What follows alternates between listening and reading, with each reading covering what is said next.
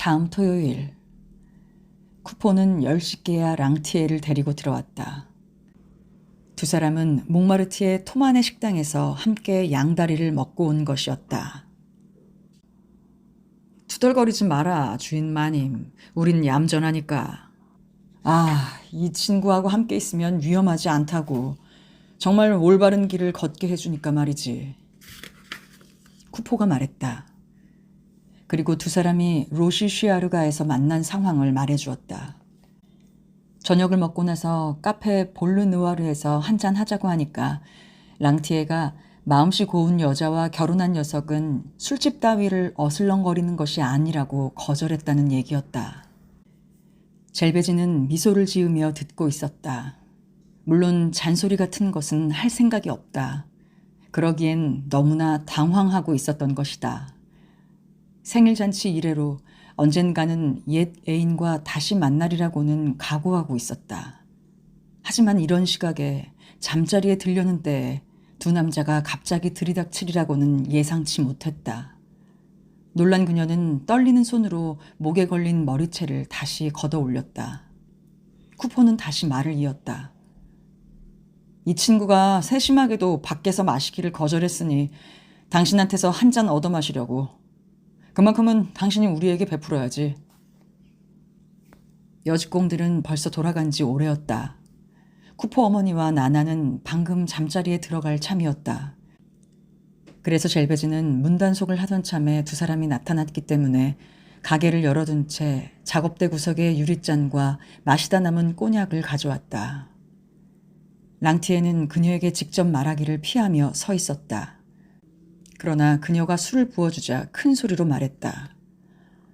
아주 조금만 주십시오, 부인.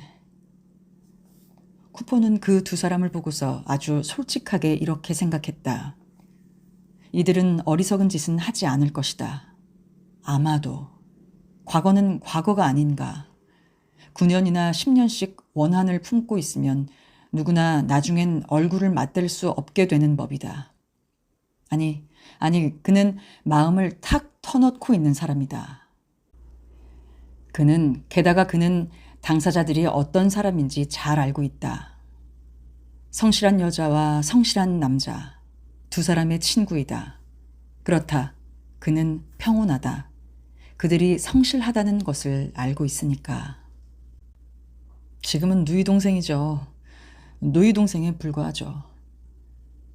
랑티에가 중얼거렸다. 자, 악수를 하게나.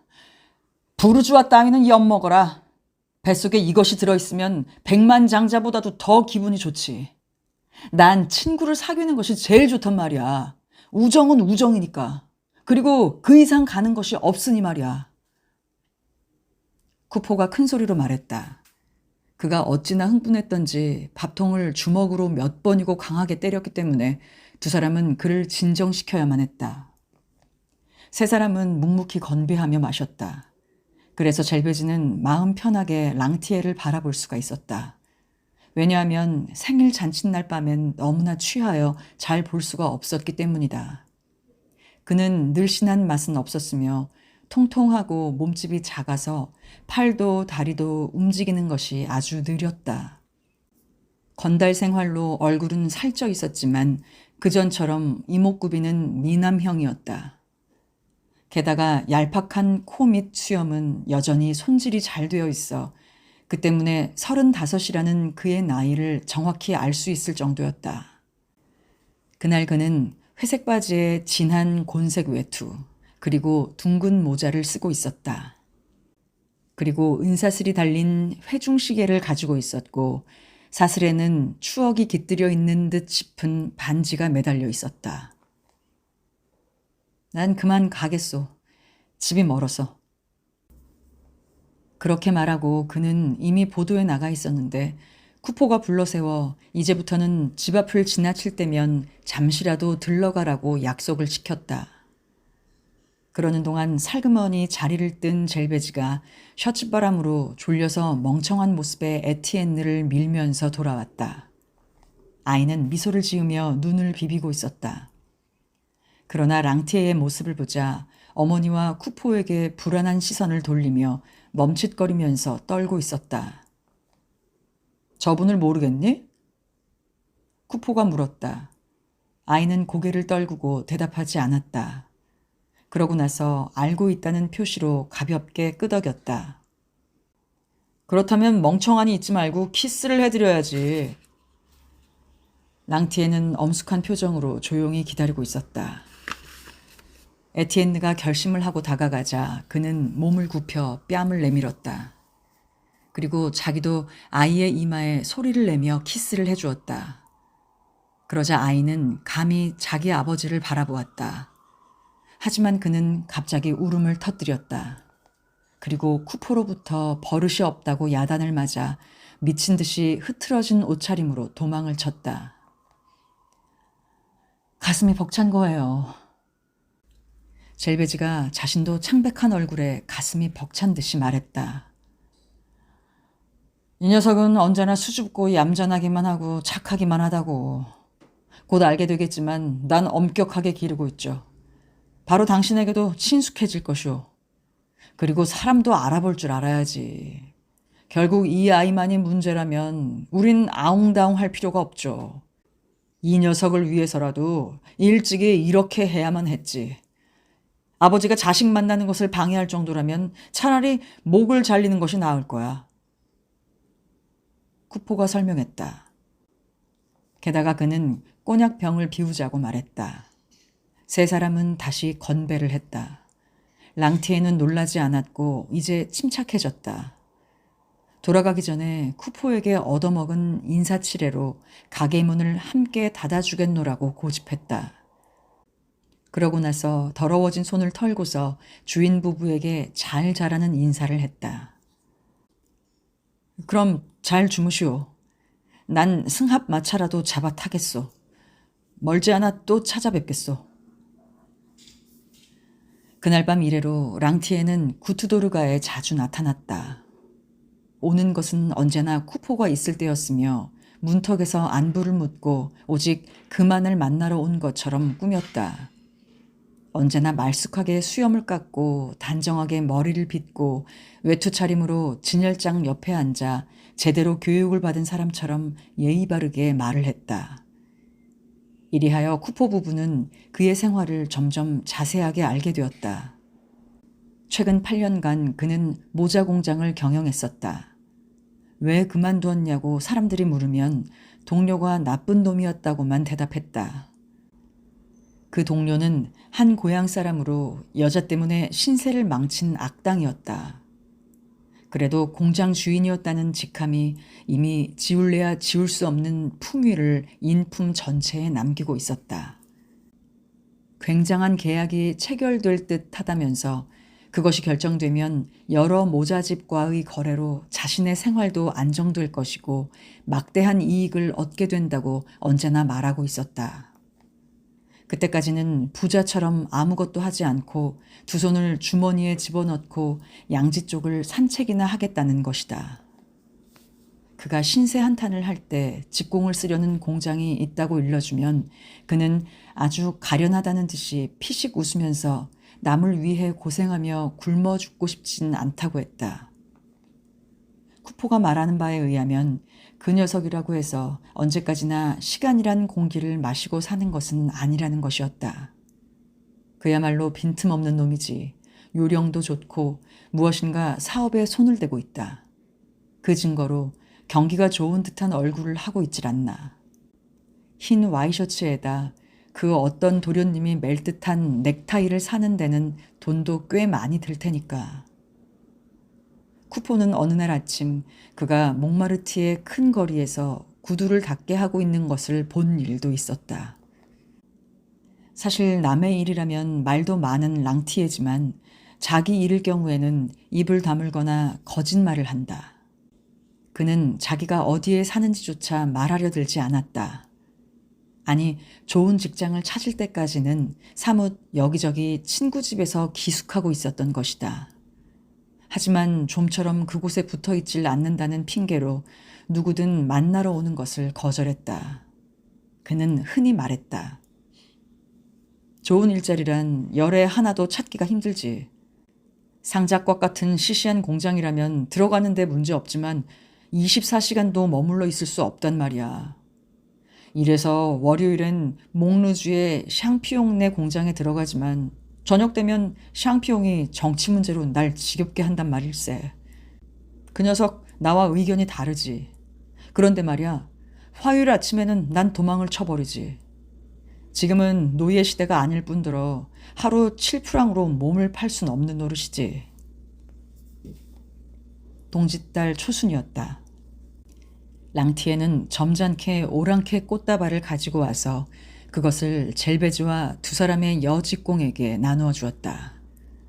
점차 찾아오는 횟수가 늘어 거의 날마다 오게 되었다. 그는 이 집뿐만 아니라 이 동네 전체를 정복하려는 듯 싶었다.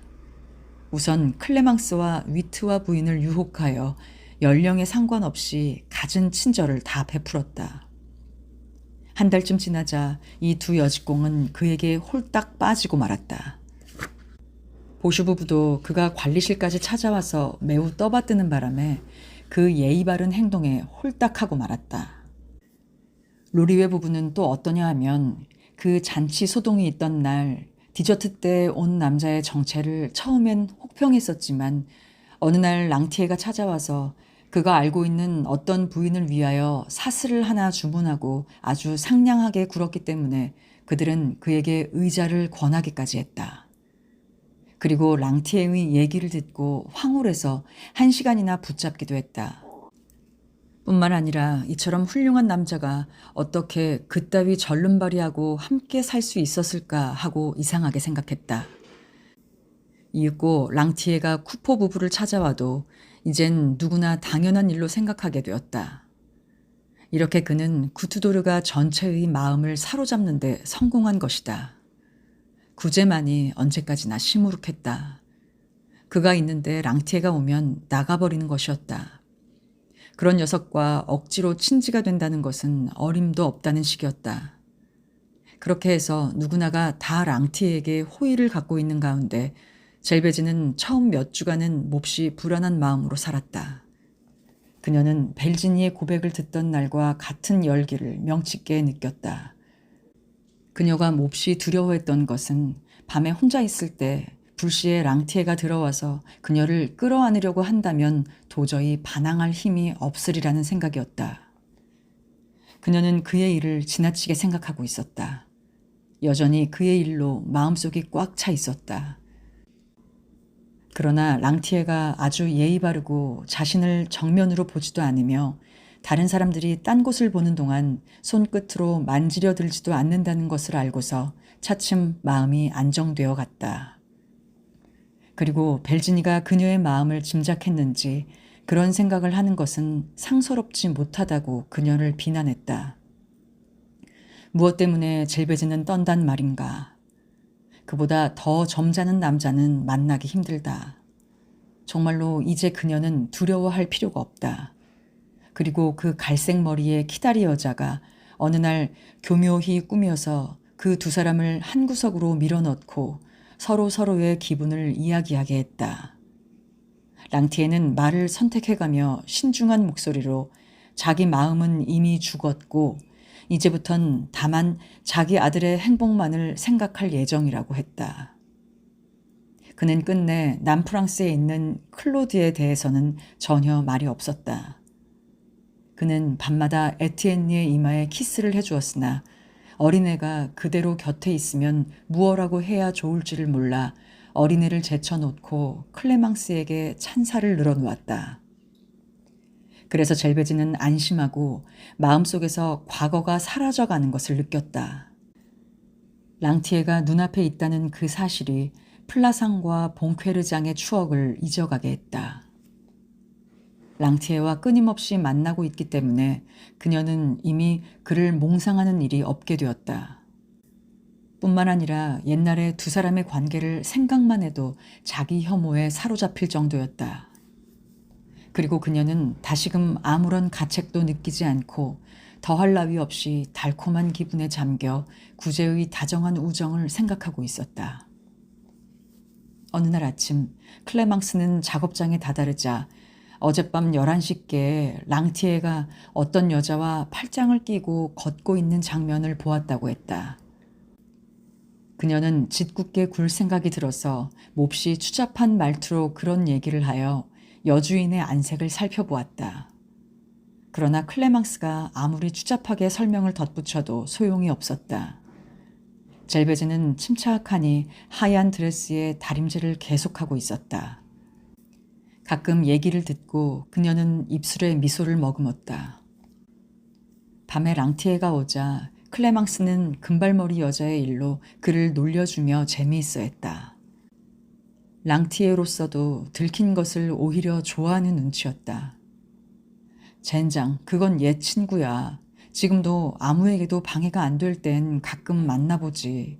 무척 멋쟁이 여자로 자단나무 가구를 가지고 있고 그리고 그 여자의 옛 애인으로는 자작이 있었고 대단한 도자기 상인도 있었으며 공증인의 아들도 있었다며 그 수를 헤아려 갔다.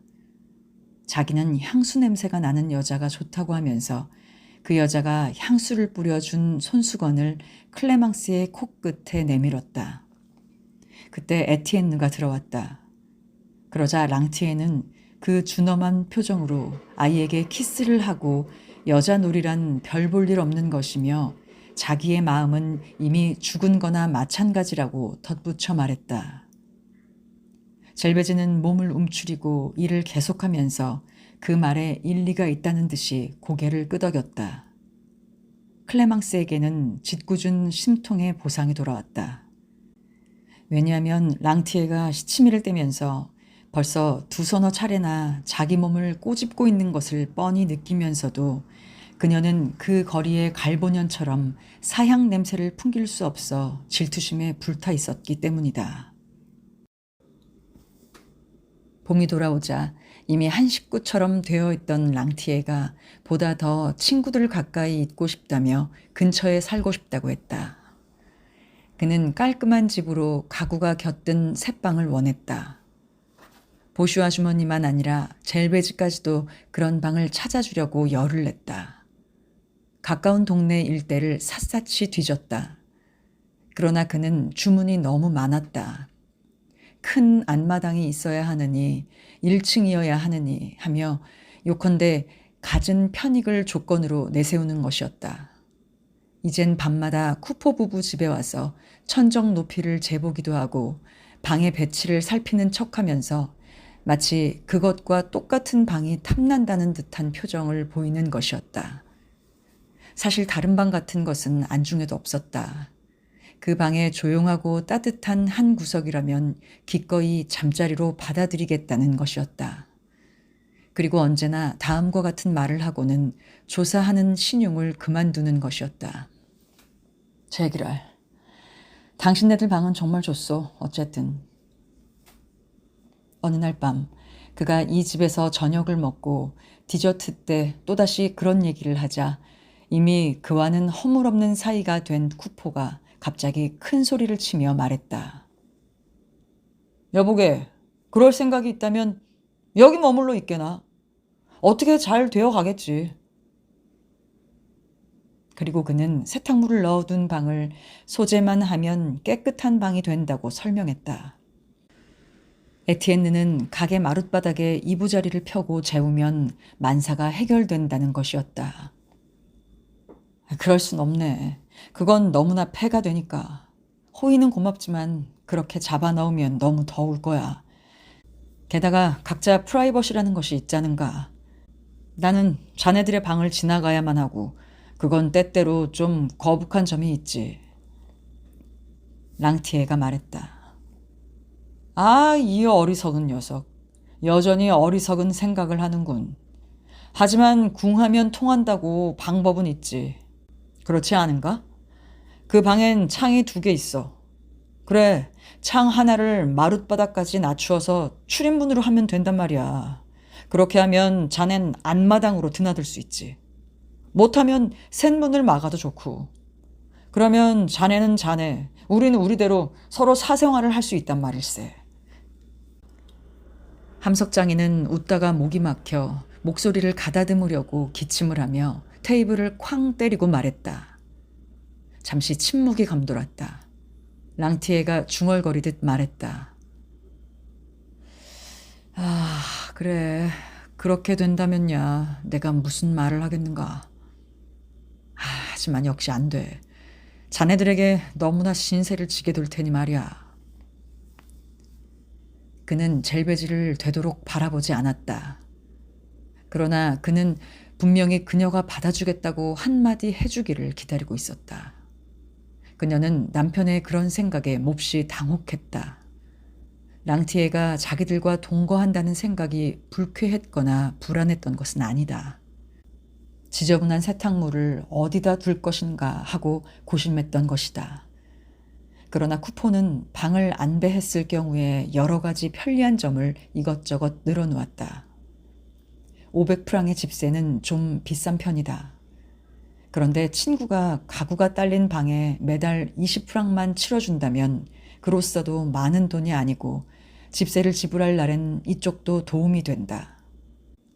그는 그 동네의 모든 세탁물이 다 들어갈 큰 상자를 어떻게 해서라도 침대 밑에 마련해 주겠다고 덧붙여 말했다. 그래서 젤베지는 마음을 정하지 못하고 눈으로 쿠포 어머니에게 의견을 물어보는 신용을 했으나 랑티에는 몇 달 전부터 목병에 잘 듣는 껌 과자를 가지고 와서 이 할머니의 마음을 사로잡아 놓았던 것이다. 폐가 될 것은 없어요, 전혀. 어떻게라도 방법이 있겠죠. 마침내 젤베지가 말했다. 아니, 너무 좋습니다. 당신네들은 무척 친절해요. 그건 너무 폐를 끼치는 것입니다. 이번엔 쿠포가 화를 버럭 냈다. 도대체 언제까지 우물쭈물 할 것이냐. 호의로 말하고 있는데 그렇게 하면 이쪽도 편리하다는데 모르겠단 말인가. 그러고 나서 쿠포는 분연한 어조로 소리쳤다. 에티엔느! 에티엔느! 어린애는 테이블에 엎드려 잠자고 있다가 깜짝 놀라 머리를 들었다. 이봐라. 그렇게 해주십시오. 라고 해라. 그렇지. 이분한테 말이야. 그렇게 해주십시오. 하고 큰 소리로 말해봐. 그렇게 해주십시오.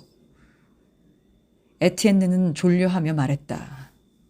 모두들 웃어댔다. 랑티에는 엄숙하고 감동 어린 표정을 짓고 쿠포의 손을 잡았다.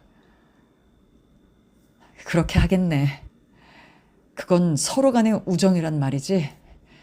그래, 이 아이를 위해서 그렇게 하겠네. 다음 날 집주인 마레스코 씨가 보슈 부부의 관리실에 들렀기 때문에 젤베지는 바로 그 건에 관하여 얘기를 했다. 수상쩍다는 듯한 표정으로 얘기를 듣고 있던 집주인은 그녀의 제안을 거부하고 마치 그녀가 집의 한쪽 전부를 부숴달라고 부탁이나 한 것처럼 화를 버럭 냈다. 그러고 나서 그 장소를 자세히 돌아본 뒤 위층이 흔들리게 되지는 않을까 올려다보고서 겨우 허락을 했다. 그러나 비용은 한 푼도 줄 수 없다는 조건이었다. 쿠포 부부는 임대차 기간이 다 되었을 땐 원상복구를 하겠다는 서약을 한 서류에 서명해야만 했다. 그날 밤 쿠포는 당장에 동료들인 미장이, 목수, 칠장이들을 데리고 들어왔다. 하루 일을 끝내고 이 자질구레한 일을 해주자는 착한 친구들이었다.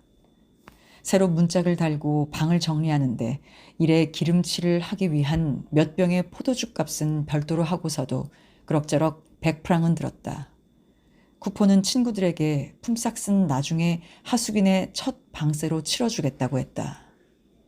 다음엔 방에 가구를 넣는 일이었다.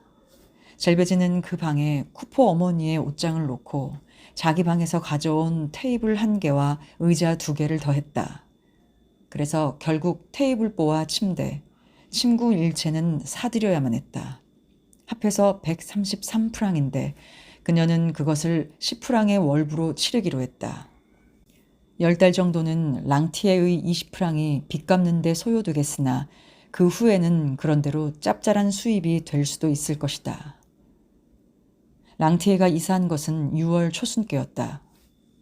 그 전날 쿠포는 그의 집까지 트렁크를 가지러 가자고 했다. 영마차값 30수가 절약된다고 했으나 랑티에는 난처한 표정으로 끝까지 살고 있는 곳을 숨기려는 듯 트렁크가 너무 무겁다는 등 구실을 붙였다. 그는 오후 3시께에 도착했다. 쿠포는 집에 없었다. 가게 앞에서 영마차에 싣고 온 트렁크를 본 젤베즈는 새파랗게 질려버렸다. 자기들 두 사람의 옛 트렁크, 플라상에서 여행을 떠났을 때 그녀가 가지고 나왔던 트렁크였던 것이다. 그것이 이젠 해지고 망가져서 끈으로 묶여 있었다. 트렁크가 그렇게 돌아온 장면은 그녀가 이따금 꿈속에서 보던 그대로였다. 그 연마공의 망난 인연이 자기를 업신여기며 타고 간 영마차. 그것과 같은 영마차가 그 트렁크를 다시 싣고 온 것이라고까지 상상했다. 그러는 동안 보슈는 랑티에를 거들어주고 있었다. 젤베즈는 멍청하니 그들의 뒤를 따라가고 있었다. 그들이 방 한복판에 짐을 풀자 그녀는 가만히 있을 수도 없어서 이렇게 말했다. 아휴, 이제 일 하나를 완전히 마쳤군요. 그리고 옷차림을 다시 고치고 랑티에가 끈을 끄르느라고 몰두하여 자기를 바라보지도 않는 것을 보고서 덧붙여 말했다. 보슈 씨, 한 잔 드시죠. 그리고 그녀는 술병과 잔을 가지러 갔다. 마침 그때 제복 차림의 푸아송이 보도를 지나가고 있었다. 그녀는 미소를 지으며 눈짓으로 오라는 신용을 했다. 순경은 금방 그 뜻을 알아차렸다. 직무 중에 눈짓을 했으니 한 잔 내겠다는 뜻이다. 아니, 그는 세탁소 문턱을 몇 시간이고 어슬렁거리면서 그녀의 눈짓을 기다리고 있었던 것이다. 그래서 사람의 눈을 피하여 안마당으로 해서 들어가 숨어서 단숨에 한 잔을 들이켰다. 야, 자넨가? 그가 들어오는 것을 보고 랑티에가 말했다. 젤베즈는 식탁 위의 술잔에 술을 가득 따르고 있었다. 그녀 자신은 마실 생각이 없었다. 가슴이 울렁거려서였다. 그래도 트렁크 속의 내용물이 궁금해서 그 자리에 남아 랑티에가 마지막 끈을 끄르는 것을 지켜보고 있었다. 그녀는 트렁크 속 한 구석에 양말 더미와 2개의 더러운 셔츠, 그리고 헌 모자가 하나 들어있었던 것이 생각났다. 아직도 그런 것들이 들어있을까? 그 옛날의 누더기를 또다시 보게 될 것인가? 랑티에는 트렁크 뚜껑을 열기에 앞서 술잔을 들어 건배를 했다. 당신의 건강을 위해. 당신에게도. 보슈와 푸아송이 답했다. 젤베즈는 또다시 잔을 채웠다. 세 남자는 손으로 입술을 닦았다. 마침내 랑티에가 트렁크 뚜껑을 열었다. 신문, 책, 헌옷, 내의 꾸러미 따위가 엉망진창으로 가득 차 있었다. 그는 거기서 남비, 장화, 코가 부서진 루드리 롤랭의 흉상, 술을 놓은 셔츠, 작업바지 따위를 연달아 꺼냈다. 허리를 구부리고 있던 젤베지는 담배 냄새와 거칠에만 한 불결한 남자의 냄새가 풍기는 것을 느꼈다. 그야말로 그의 인품에 어울리는 냄새였다. 아니, 이젠 그 헌 모자가 왼쪽 구석에 없었다. 거기에는 어떤 여자의 선물인 듯 그녀가 알지 못하는 바늘 뭉치가 들어있었다. 그래서 그녀는 마음이 가라앉았지만 어쩐지 서글퍼져서 여러 가지 물품을 눈으로 보면서 다른 여자와 살던 때의 것인지 생각해 보았다. 이봐, 자네 이건 모르지?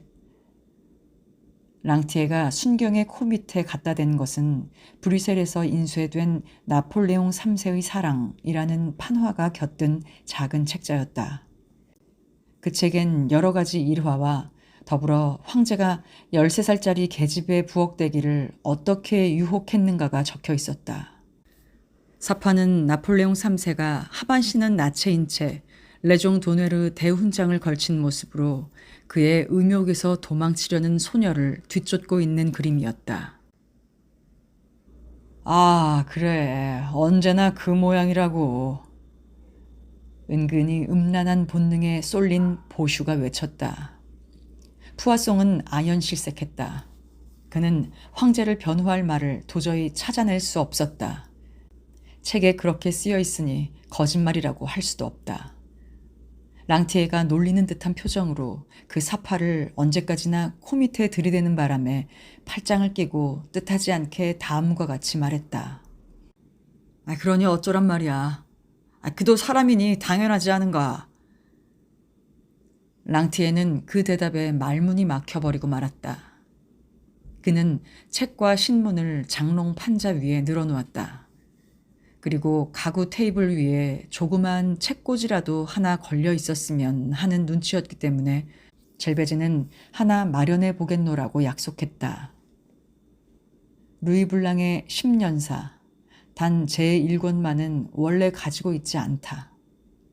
매권 2수짜리 라마르틴의 지롱드 당사, 외제느 쉬의 파리의 비밀과 헤매는 유태인, 기타 전당포에서 흘러나온 철학과 인도주의의 헌 책더미, 이런 것들이 그의 장서였다.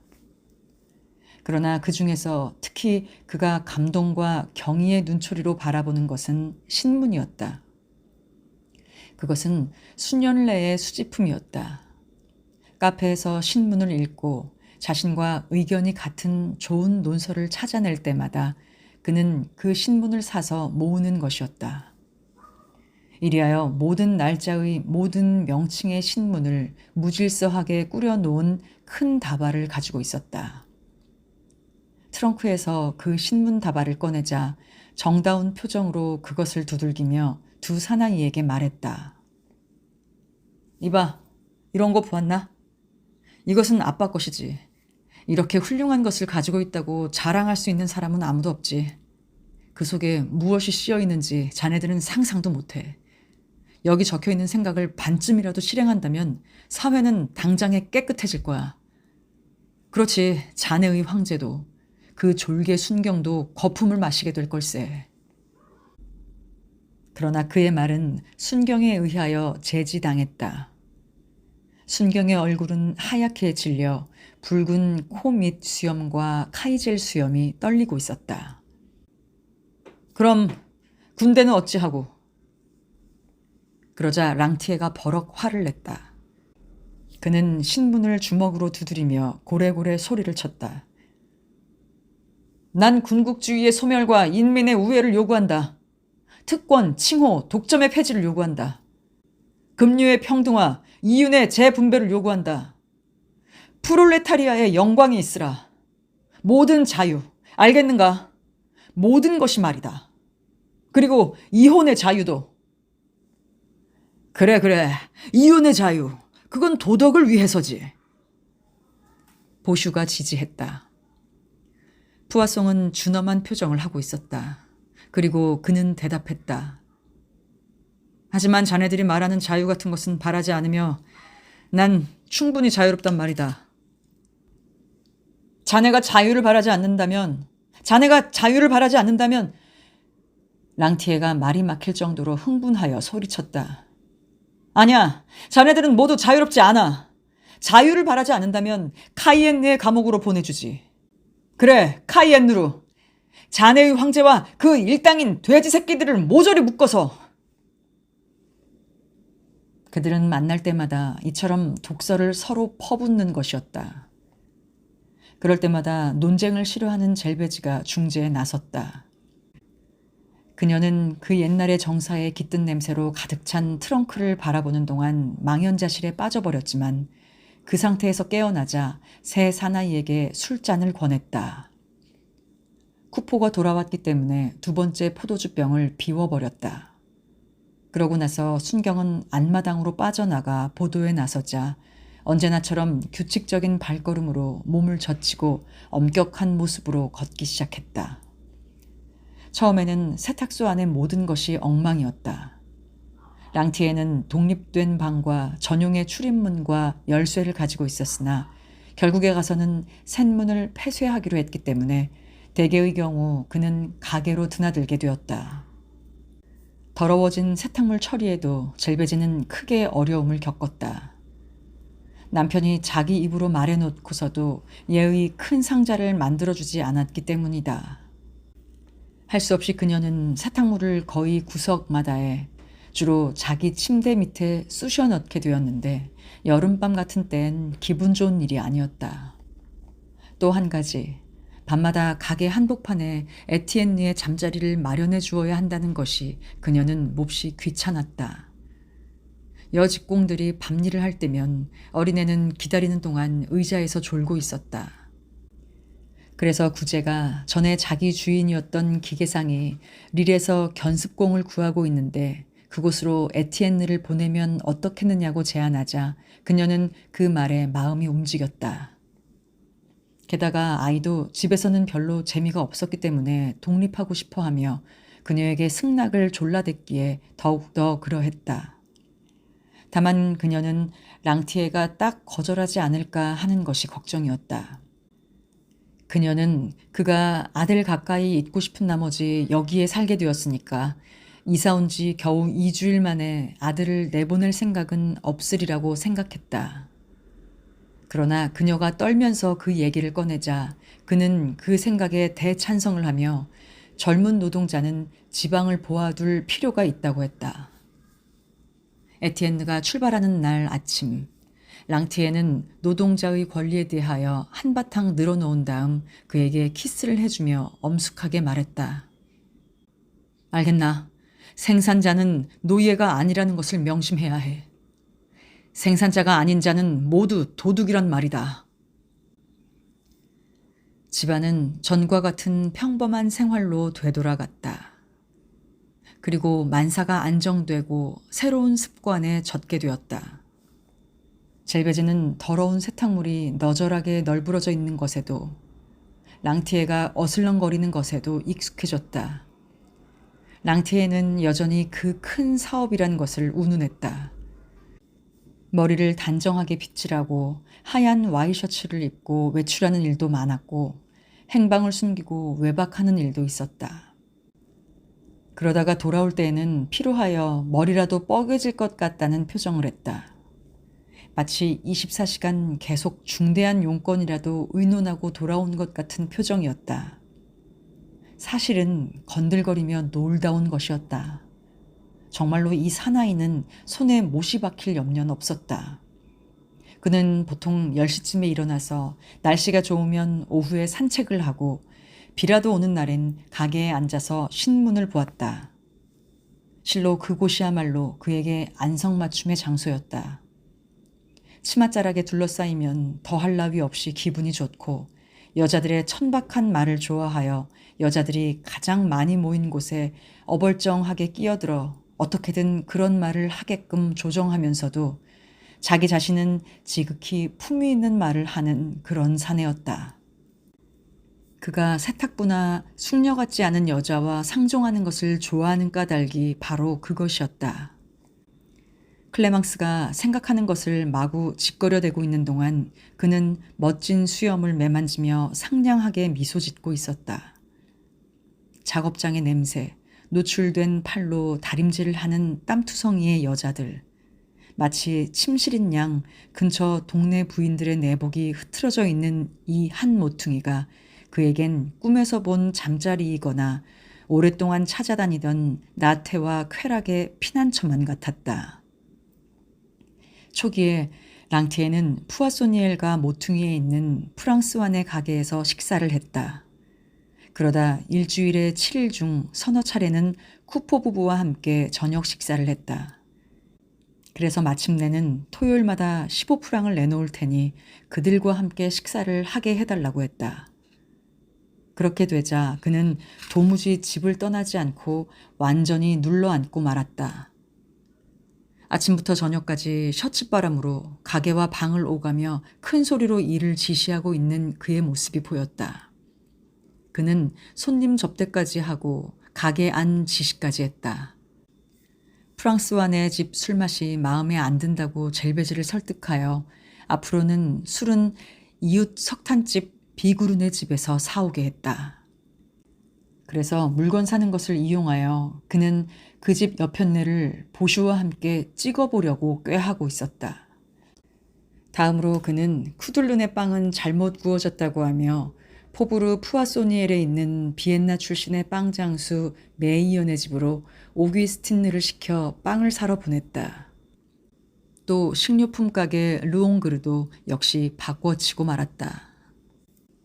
폴롱소 가의 푸주, 뚱뚱보 샤를만은 그대로였으나 이것은 정치적인 견해가 그와 같았기 때문이다. 한 달이 지나자 그는 어떤 요리에나 기름을 치려고 했다. 클레망스가 그를 놀리며 말한 것처럼 이 프로방스 사람한테서는 기름기가 끊일 새가 없었다.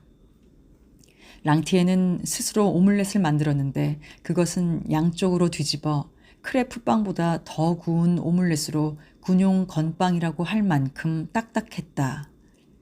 그는 쿠포 어머니를 감독하며 구두장처럼 많이 구운 비프 스테이크를 주문했고 무엇에나 마늘을 넣었다.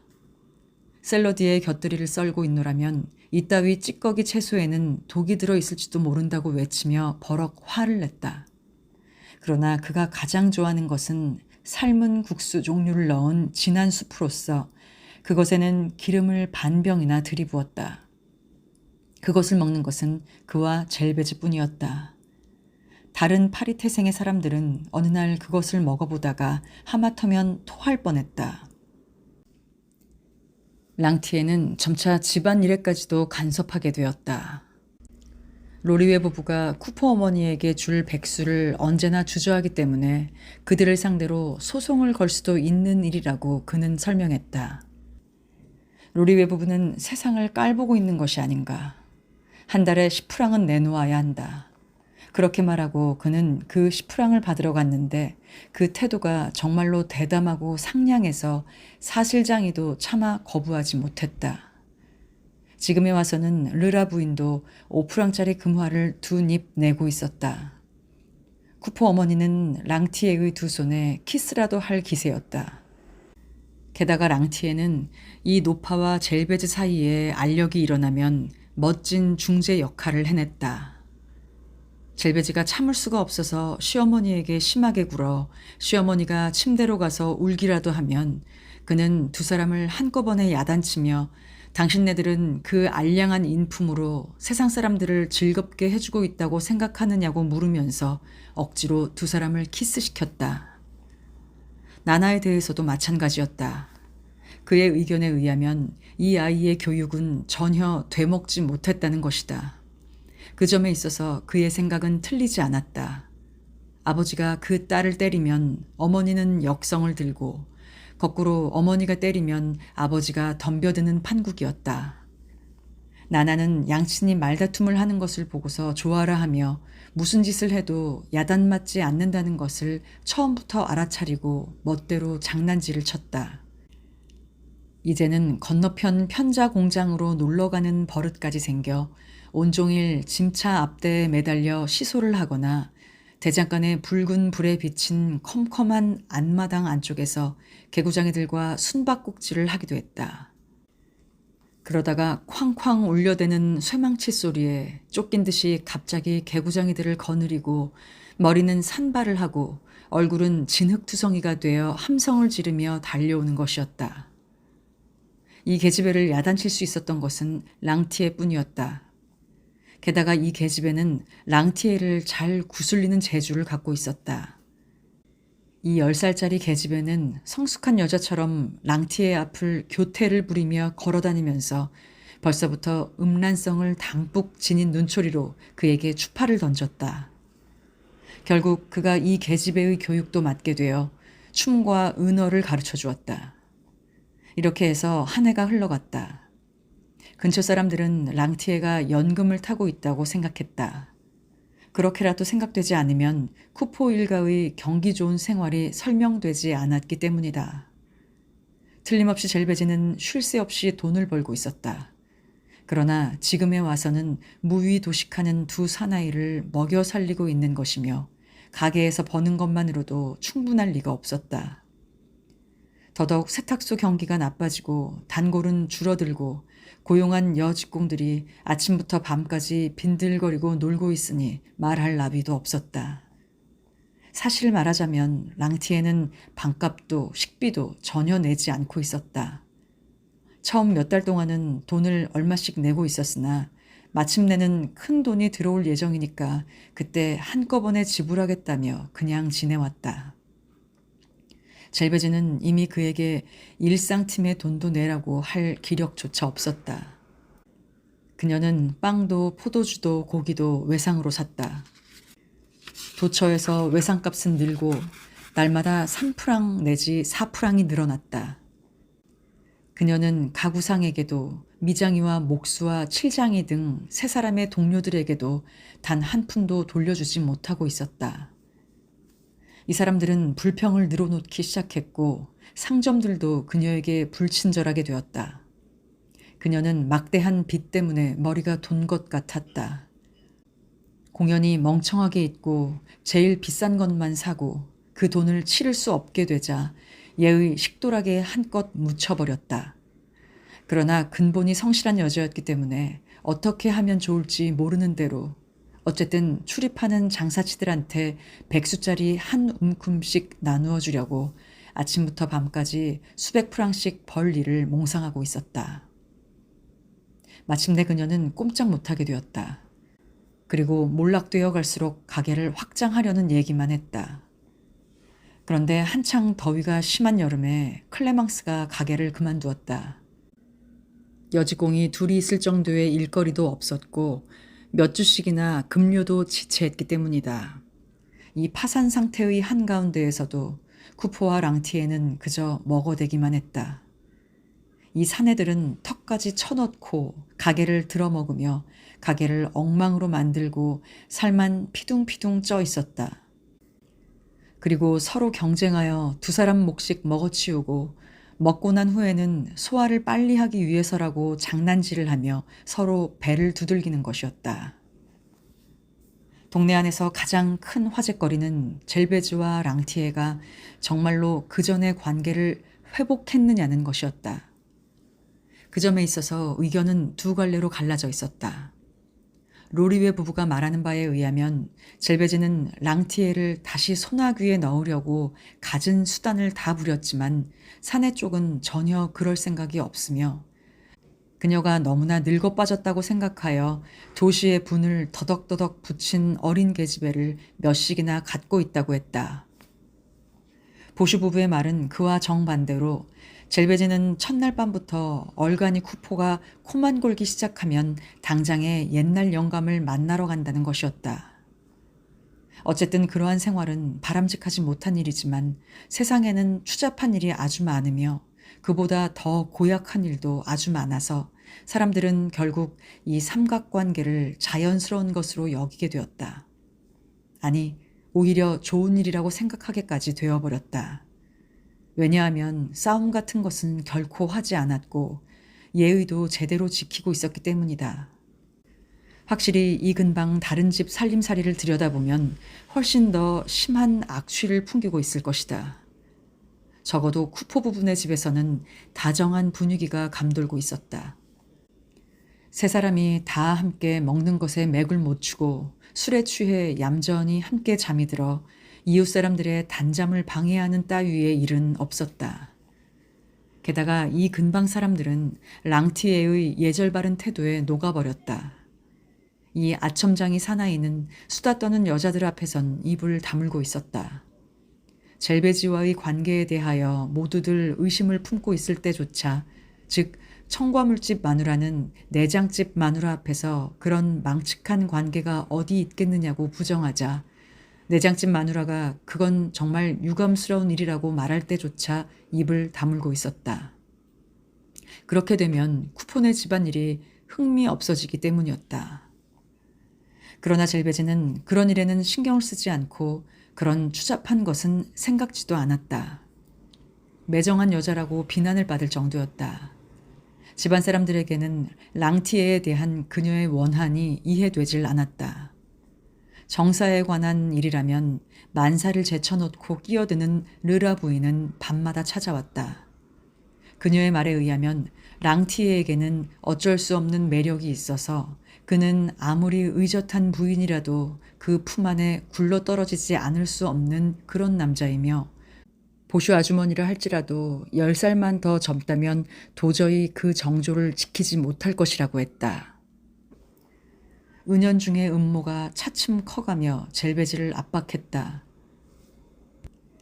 마치 주변의 모든 여자들이 그녀에게 연인을 맡기지 않고는 못 빼기겠다는 식이었다. 그러나 젤베지는 의외였다.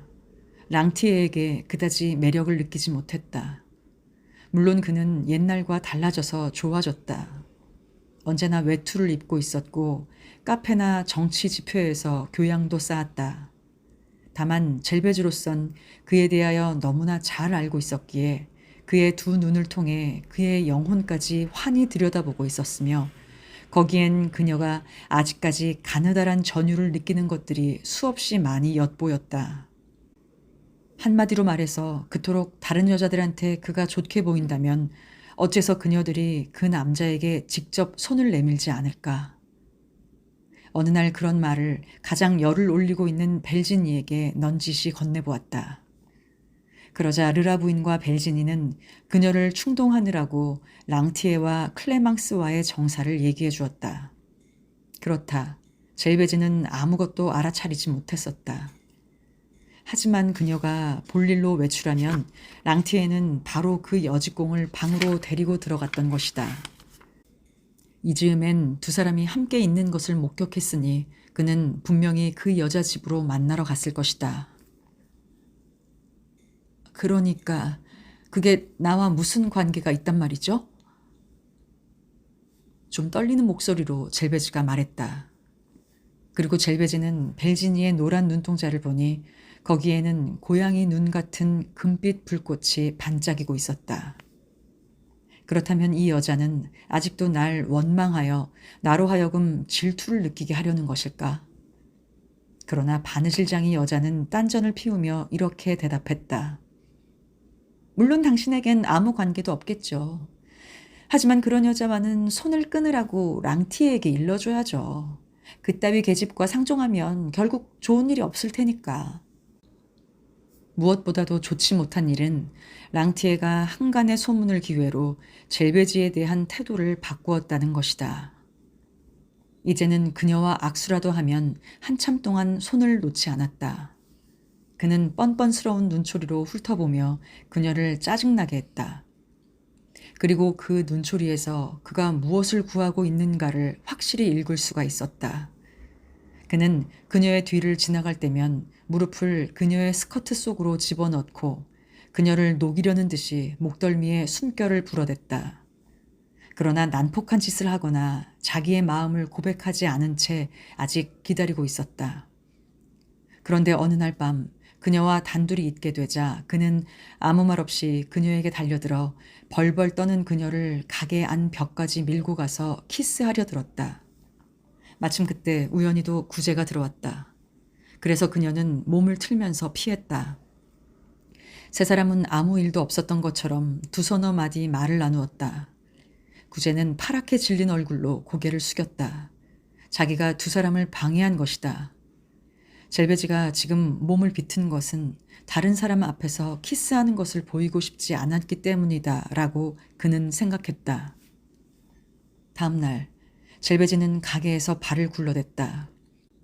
자신이 너무나 비참하게 생각되어 손수건 하나도 다림질할 수가 없었다. 어떻게 해서라도 구제를 만나서 랑티에가 어떻게 자기를 벽으로 밀어젖혔는가를 설명해주고 싶었다. 그러나 에티엔느가 릴로 가고부터는 이제 철공장으로 구제를 찾아갈 용기가 나지 않았다. 모주꾼이 짓궂은 웃음을 띠며 그녀를 맞아들이기 때문이었다. 그래도 오후가 되자 그녀는 참을 수가 없어 빈 광주리를 들고 포르트 블랑쉬가의 단골집까지 패티코트를 가지러 간다는 구실로 나갔다. 그리고 마르카데가의 볼트 공장 앞까지 오자 유행이 구제와 만나게 되기를 기대하면서 잔걸음으로 어슬렁거렸다. 아마도 구제 쪽에서도 그녀를 기다리고 있었음에 틀림없었다. 5분도 채 못 되어서 우연처럼 그가 나왔기 때문이다. 아, 외출이시군요. 이제 돌아가시는 길이겠죠. 그는 가냘프게 웃으면서 말했다. 말을 걸고 싶어서 그는 그렇게 말한 것이다. 젤베지는 마침 푸아소니엘가를 등지고 있었다. 그리하여 두 사람은 어깨를 나란히 하고 팔짱은 끼지 않고 몽마르트 쪽으로 올라갔다. 공장 입구 앞에서 미루하고 있다는 걸 보이기가 싫어서 공장에서 멀리 떨어질 생각밖엔 그들에겐 없었다. 고개를 숙인 채 두 사람은 늘어선 공장의 소음 속에서 울퉁불퉁한 길을 걷고 있었다. 200보쯤 가자 그 주변의 지리를 잘 알고 있는 듯 여전히 아무 말 없이 왼쪽으로 자연스럽게 꺾어져 공터로 나갔다. 거기는 기계톱을 설치한 제재소와 단추공장 사이에 아직 초록빛이 남아있는 풀밭으로 태양에 타서 누렇게 된 풀이 여기저기에 있었다. 말뚝에 메어놓은 염소가 울면서 말뚝을 빙빙 돌고 있었다. 안쪽에선 한 그루의 죽은 나무가 강하게 쬐는 햇볕에 부서질 것 같았다. 두 사람은 죽은 나무 아래까지 와서 앉았다. 여주인은 바구니를 발밑에 놓았다. 두 사람은 앞에는 몽마르트의 언덕이 빈약한 녹음 속에서 노란색과 회색의 높은 건물들로 중첩되어 있었다. 좀 더 위를 쳐다보면 거리 위에는 빛날 정도로 맑게 갠 하늘이 펼쳐 있고 북쪽에는 몇몇 개의 작고 흰 구름덩이가 흘러가는 것이 보였다. 그러나 강한 빛에 눈이 부셔서 두 사람은 평평한 지평선 바로 위 먼 교회의 흰 벽을 바라보며 특히 제재소의 가는 관에서 솟아오르는 증기를 쫓아보고 있었다. 증기의 그 큰 한숨이 두 사람의 답답한 가슴을 가라앉혀주는 것 같았다. 그래요. 단골집에 다녀오는 길이에요. 젤베지는 서로 묵묵히 있는 것이 어색하여 말문을 열었다. 그렇게도 변명하고 싶었는데도 그녀는 갑자기 말문이 열리질 않았다. 그녀는 몹시 부끄러웠던 것이다. 그래도 그녀는 그 이야기를 하기 위하여 두 사람이 일부러 여기까지 온 것이라는 것을 잘 알고 있었다. 아니, 한마디 말도 할 필요 없이 두 사람은 그 이야기를 하고 있었던 것이다. 어젯밤 일이 마치 무거운 짐처럼 두 사람 사이에 가로놓여 그들의 기분을 어색하게 하고 있었다. 그래서 그녀는 참을 수 없는 슬픔으로 눈에 눈물을 글썽이며 심한 고통 끝에 오늘 아침 죽은 자기 가게의 하청 세탁부인 비자루 부인이 임종 씨의 괴로워하던 모습을 얘기했다. 비자루가 발로 차서 그렇게 되었어요. 배가 부풀어 올랐어요. 틀림없이 내장 어딘가가 상했을 거예요. 가엾게도 그녀는 사흘 동안 용을 쓰다가 감옥에 갈 악당이라도 그런 지독한 짓은 안 할 거예요. 하지만 남편에게 맞아 죽는 여자의 일까지 걱정하다가는 재판소에도 너무 일이 많아지겠죠. 날이면 날마다 발길질을 당하고 있었으니까요. 그것이 하나쯤 많건 적건 문제가 아니었겠죠. 불쌍한 여자였어요. 자기 남편을 교수대에서 구하고 싶은 나머지 물통 위에 넘어져서 배를 부딪혔다고 했으니 더 할 말이 없죠. 그녀는 죽기 전에 밤새도록 신음했어요.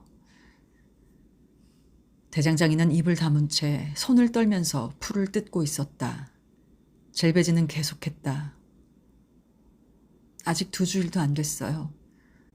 막내동이 쥐래 젖을 뗀 게 말이죠. 하지만 잘 된 거죠.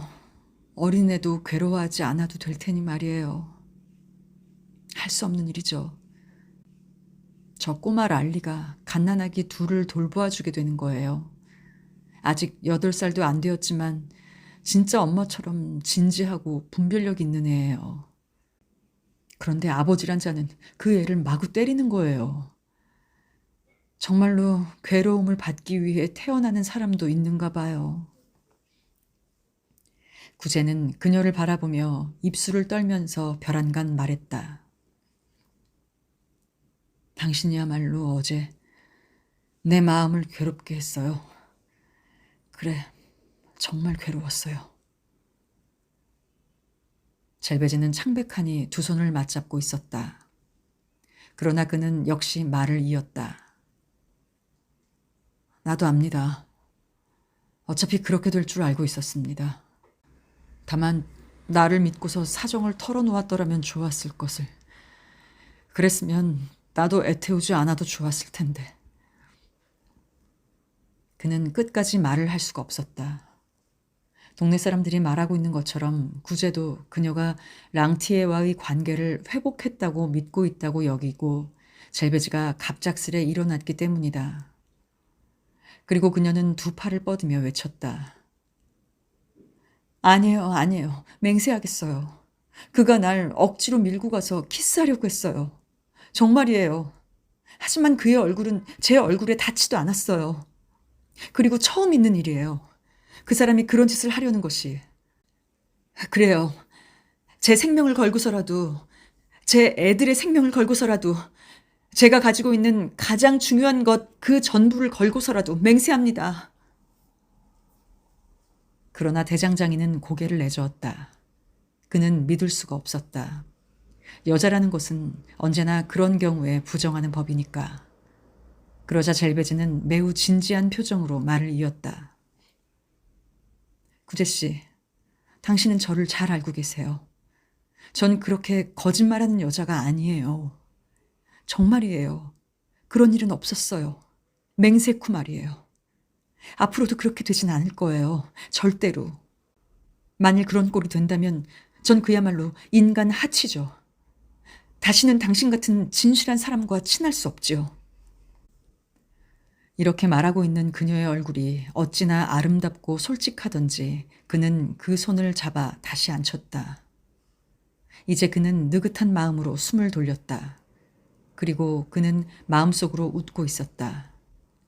이처럼 그녀의 손을 잡고 꼭 눌러보기는 처음이었다. 두 사람은 모두 묵묵히 있었다. 하늘에는 흰 구름이 백조가 논일듯 천천히 흘러가고 있었다.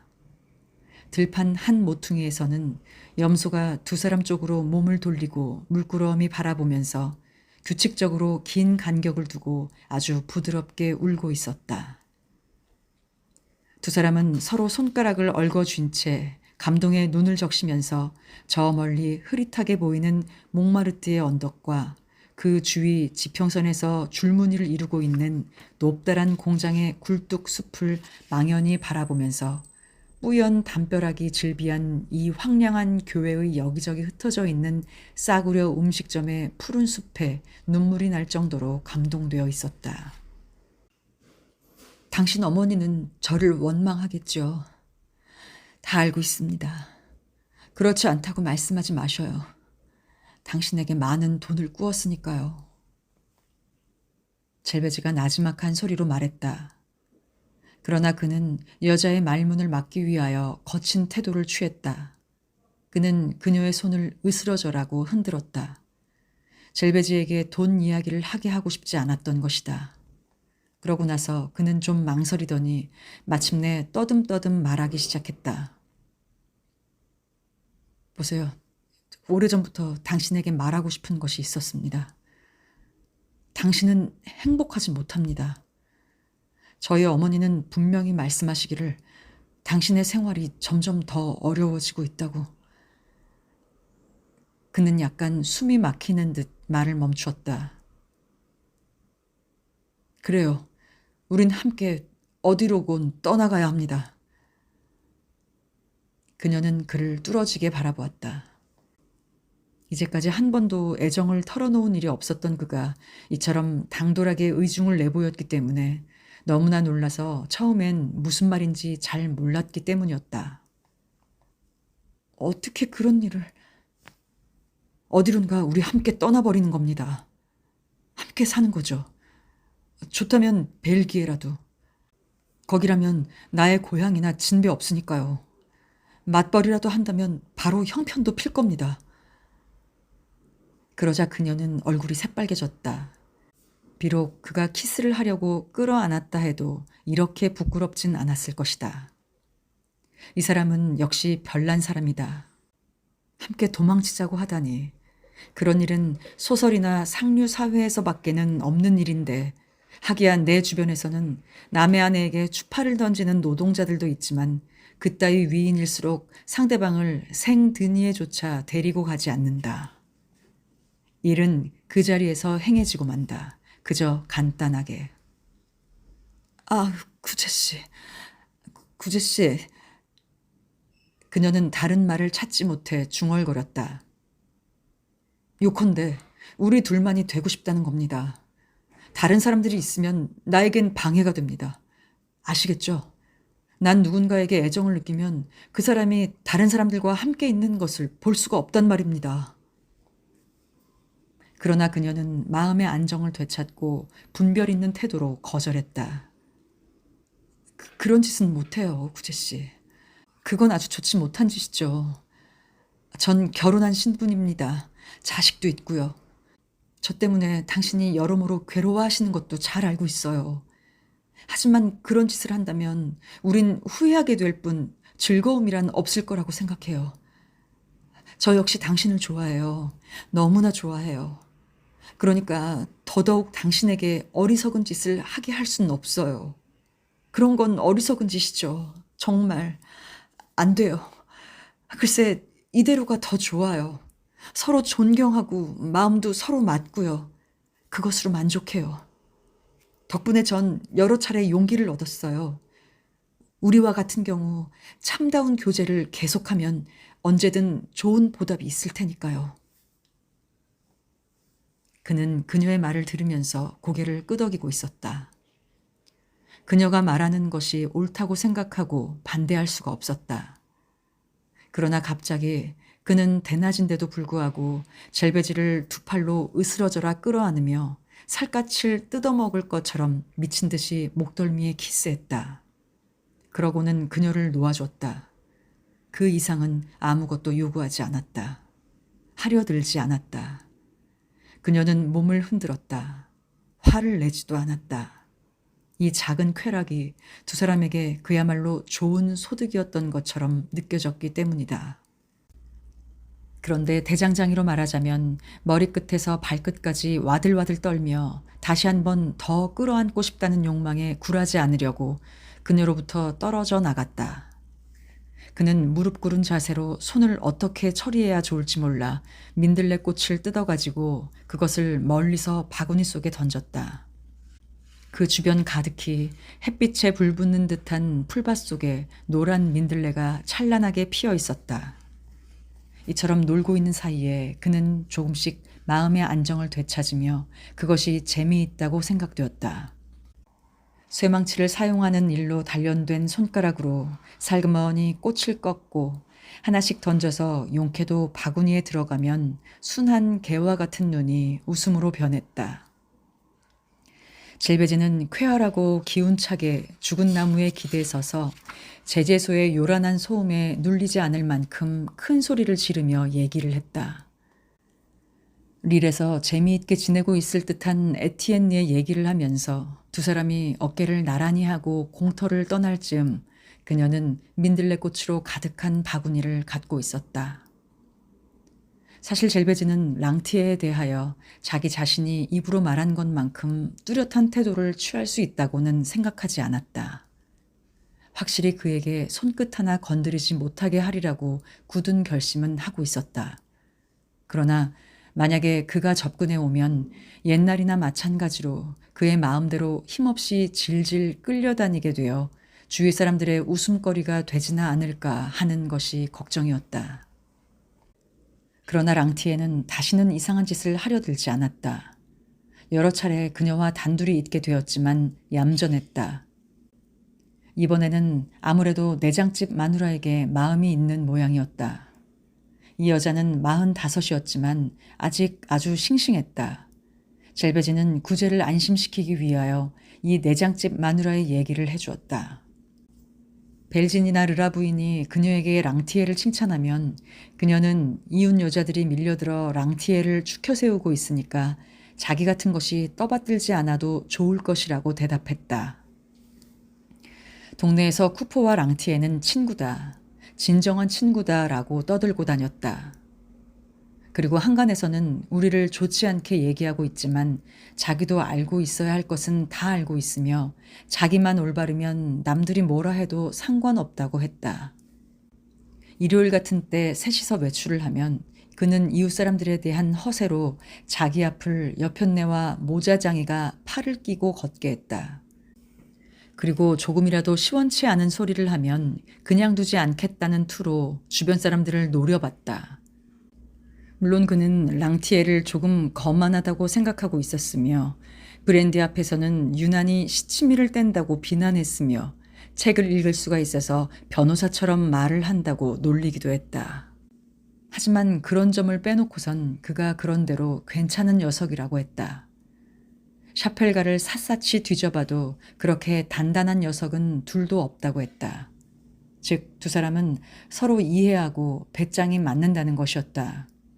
사나이끼리의 우정이란 남녀 간의 애정보다 더 굳은 것이다. 여기서 꼭 해두어야 할 말이 하나 있는데 그것은 쿠포와 랑티에가 한 통속이 되어 마구잡이로 난봉을 피웠다는 사실이다. 이제 랑티에는 집안에 돈이 있다는 냄새만 맡으면 젤베지로부터 10프랑이고 20프랑이고 꾸어댔다. 언제나 이른바 그 큰 사업이 구실이었다. 그리고 돈을 꾼 날이면 그는 쿠포를 충동하여 먼 곳에 볼 일이 있다고 하고는 끌어냈다. 그리고 근처의 레스토랑에 마주 앉아 집에서는 먹지 못하는 요리를 뱃속에 쳐넣고 봉인이 붙은 고급 포도주를 마셨다. 쿠포는 차라리 허물없이 싸구려 술집에서 포금하는 편이 좋았다. 그러나 차림표에서 특별 소스의 이름을 찾아내는 랑티에의 귀족적 취미에는 눈이 휘둥그레졌다. 이처럼 나약하고 이처럼 까다로운 녀석도 드물 것이다.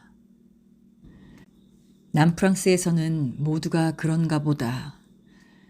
그러니까 랑티에는 자극성이 있는 것은 전혀 좋아하지 않고 몸에 좋으니 어쩌니 하며 스튜에 대해 하나하나 잔소리를 늘어놓으면서 고기가 짜거나 맵거나 하면 바꿔오라고 했다. 문틈 바람에 대해서는 더 심했다. 그것을 굉장히 두려워하여 문이 하나라도 열려 있으면 건물 전체를 헐뜯었다. 게다가 굉장한 구두쇠로 7, 8프랑의 식사를 하고서도 보이에게는 2수밖에는 팁을 주지 않았다. 물론 도락과 일이 양립될 순 없다. 그러므로 랑티에가 이 집에 들어와서 살게 된 이래로 그때까지도 상당히 게으른 편이었던 쿠포는 연장엔 손도 대지 않게 되었다. 가난한 살림에 진저리가 나서 다시 일을 나가면 이 모자장이란 친구는 일터까지 따라와서 줄 사다리 끝에 매달리며 햄 같지 않느냐고 그를 놀려대면서 한잔하게 내려오라고 소리치는 것이었다. 언제나 이런 식이기 때문에 함석장이는 일거리를 내던진 채 며칠이고 몇 주일이고 연달아 마셔댔다. 정말 그의 술은 대단했다. 그 근처의 목로주점을 샅샅이 훑고서 아침 술이 낮에 깨어나면 저녁엔 또다시 마셔대는 것이다. 강한 브랜디의 대작이 계속되고 마치 축제날의 등불처럼 밤이 깊어가는 것도 모르고 마침내는 거리의 마지막 불이 꺼질 때까지 마셨다. 그는 곤드레 만드레가 되도록 마시는 일이 결코 없었다. 상대방을 취하게 만들어 놓고 내버려 둔 채 그 상냥한 웃음진 얼굴로 돌아갔다. 많이 취했을 때도 겉으로 보기에는 나타나지 않았다. 단지 그를 잘 알고 있다면 눈이 아주 가늘어지고 여자한테 대해서는 한결 더 뻔뻔스러워지는 것으로 그것을 알 수 있을 뿐이었다. 함석장이는 그와는 반대로 쌍스러워지기 시작하여 눈뜨고 볼 수 없을 정도로 추태를 부리는 것이었다. 이리하여 11월 초순경의 일이었는데 쿠포는 지독히 술을 마시고 자기에게나 남에게나 처치곤란한 결과를 저지르고 말았다. 그 전날 그는 일거리를 찾아냈다. 랑티에가 이번에는 아주 기특하게도 노동은 인간을 훌륭하게 하는 것이라고 떠버리며 일하기를 권장했다. 그뿐만 아니라 아침엔 램프를 켜고 일어나서 쿠포야말로 참된 노동자라고 일컬을 만한 사람이라고 찬양하며 위엄을 부리며 일터까지 따라가겠노라고 했다. 그러나 가게를 열어놓은 작은 사향 고양이 앞에 이르자 성실하게 일하려고 하는 축하로 브랜디에 절인 자두를, 그것도 하나만 집자고 하며 들어갔다. 카운터 앞 의자에는 불고기가 벽에 기대어 앉아 시무룩하니 파이프 담배를 피우고 있었다. 불고기는 그들에게 자두가 곁든 술 한 잔을 얻어먹었다. 그는 여기 긴 의자에 앉아서 공짜 술을 기다리고 있었음에 틀림없었다. 그런데 랑티에는 주인 측을 변호하기 시작했다. 그 녀석들도 때때로 몹시 괴로울 때도 있다. 나는 사업을 해봤으니까 그는 내막을 알 수 있다. 하지만 노동자란 족속도 결국은 건달이다. 언제나 부어라 마셔라 하며 일 따위는 뒷전에 두고 좋은 일거리 주문을 맡아도 땡땡이를 부리고선 돈이 없어지면 또다시 어슬렁거리며 나타나는 것이다. 나는 전에 피카르디 태생의 키가 작은 녀석을 고용해 본 일이 있지만 녀석의 도락이란 마차를 몰고 다니는 일이었다. 그래서 일주일분의 품삯을 받으면 며칠씩 계속해서 역마차를 타는 것이다. 도대체 그런 것이 노동자의 취미라고 할 수 있을까? 그러고 나서 랑티에는 갑자기 업주들에 대한 공격을 시작했다. 그렇다. 나는 그 사정을 잘 알고 있다. 업주들 하나하나의 내막을 줄줄이 이야기할 수 있다. 요컨대 더러운 녀석들이야. 치사하게 착취하여 사람을 잡아먹는 녀석들이지. 하지만 나는 고맙게도 발을 뻗고 잘 수가 있지. 부리고 있던 사람들에게 언제나 친구 대접을 하며 다른 녀석들처럼 몇백만씩이나 번다는 따위는 생각지도 않았으니까. 그는 쿠포에게 소리쳤다. 자, 나가세. 성실해야지. 꿈을 대다간 늦겠어. 불고기는 두 팔을 흔들거리면서 그 두 사람과 함께 나왔다. 밖은 겨우 밝아지기 시작할 무렵으로 지저분한 포장도로의 반영 때문에 더러운 새벽녘이었다. 전날 밤에 비가 내려서 아주 따뜻했다. 방금 가스등이 꺼진 뒤라 푸아소니엘가는 아직 집들이 늘어선 속에서 밤의 흔적이 감돌고 있었다. 그러나 파리 쪽으로 내려가는 노동자들의 둔탁한 걸음걸이 소리로 거리는 가득 차 있었다. 쿠포는 연장이 들어있는 자루를 어깨에 걸머쥐고 한 번 우연하게 일손을 잡은 시민처럼 힘차게 걸어갔다. 그는 돌아다 보면서 물었다. 불고기, 자네 일자리를 하나 찾아보고 싶지 않나? 할 수 있다면 친구를 하나 데리고 오라고 주인이 말했는데 말이야. 고맙네만 내 일일랑 염려 말게. 그건 장화 녀석에게나 권해보게나. 녀석 어제 어디 일자리가 없느냐고 묻더구먼. 가만히 있자. 장화 녀석 틀림없이 저기 있을 거야. 그리고 그들이 언덕길 아래로 내려가자 정말로 장화 녀석이 콜롱부 영감 집에 있었다. 아침인데도 목로주점은 문을 열어 젖혀놓고 가스등을 켜놓아 화냈다. 랑티에는 쿠포에게 이제 10분밖에 시간이 남지 않았으니 어서 서두르라고 단단히 일러주고 문 앞에서 기다리고 있었다. 장화가 함석장이의 얘기를 듣고서 소리쳤다. 자네가 그 부르그뉴 출신의 나귀 같은 녀석한테 간다는 건가? 그따위 일자리에서 착취를 당하느니 나 같으면 내년까지 굶고 있는 편이 더 낫겠네. 이보게 자네는 거기선 단 사흘을 견디지 못할 걸세. 내 자네에게 말해두겠네. 그토록 지독한 곳인가? 불안해진 쿠포가 물었다. 아이, 지독하다마다 옴쭉달싹 못한다고. 주인이란 자는 줄곧 잔소리만 퍼붓고 그리고 예절이 어떠냐 하며 주인 마누라는 우리를 술망나니 취급을 하며 가게 안에선 침도 못 뱉게 한단 말이야.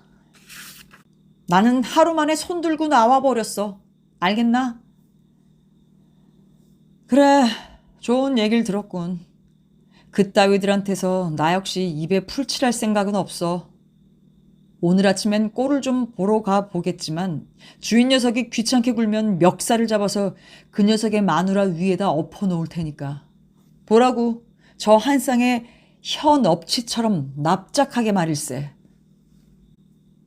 함석장이는 좋은 것을 알려준 담례로 장화와 악수를 교환했다. 그리고 그가 나가려 하자 장화 녀석이 화를 냈다. 어림없는 얘기다. 그 부르고뉴 출신의 녀석 때문에 그들이 술도 한 잔 못할 것인가? 그래서야 사람이 사람다울 순 없지. 그 원숭이 같은 업주 녀석이 5분쯤 기다리면 될 것이 아닌가. 그래서 랑티에는 한 잔 얻어 마시기 위해 끼어들었다. 결국 네 사람의 노동자가 카운터 앞에 버티어 서게 되었다.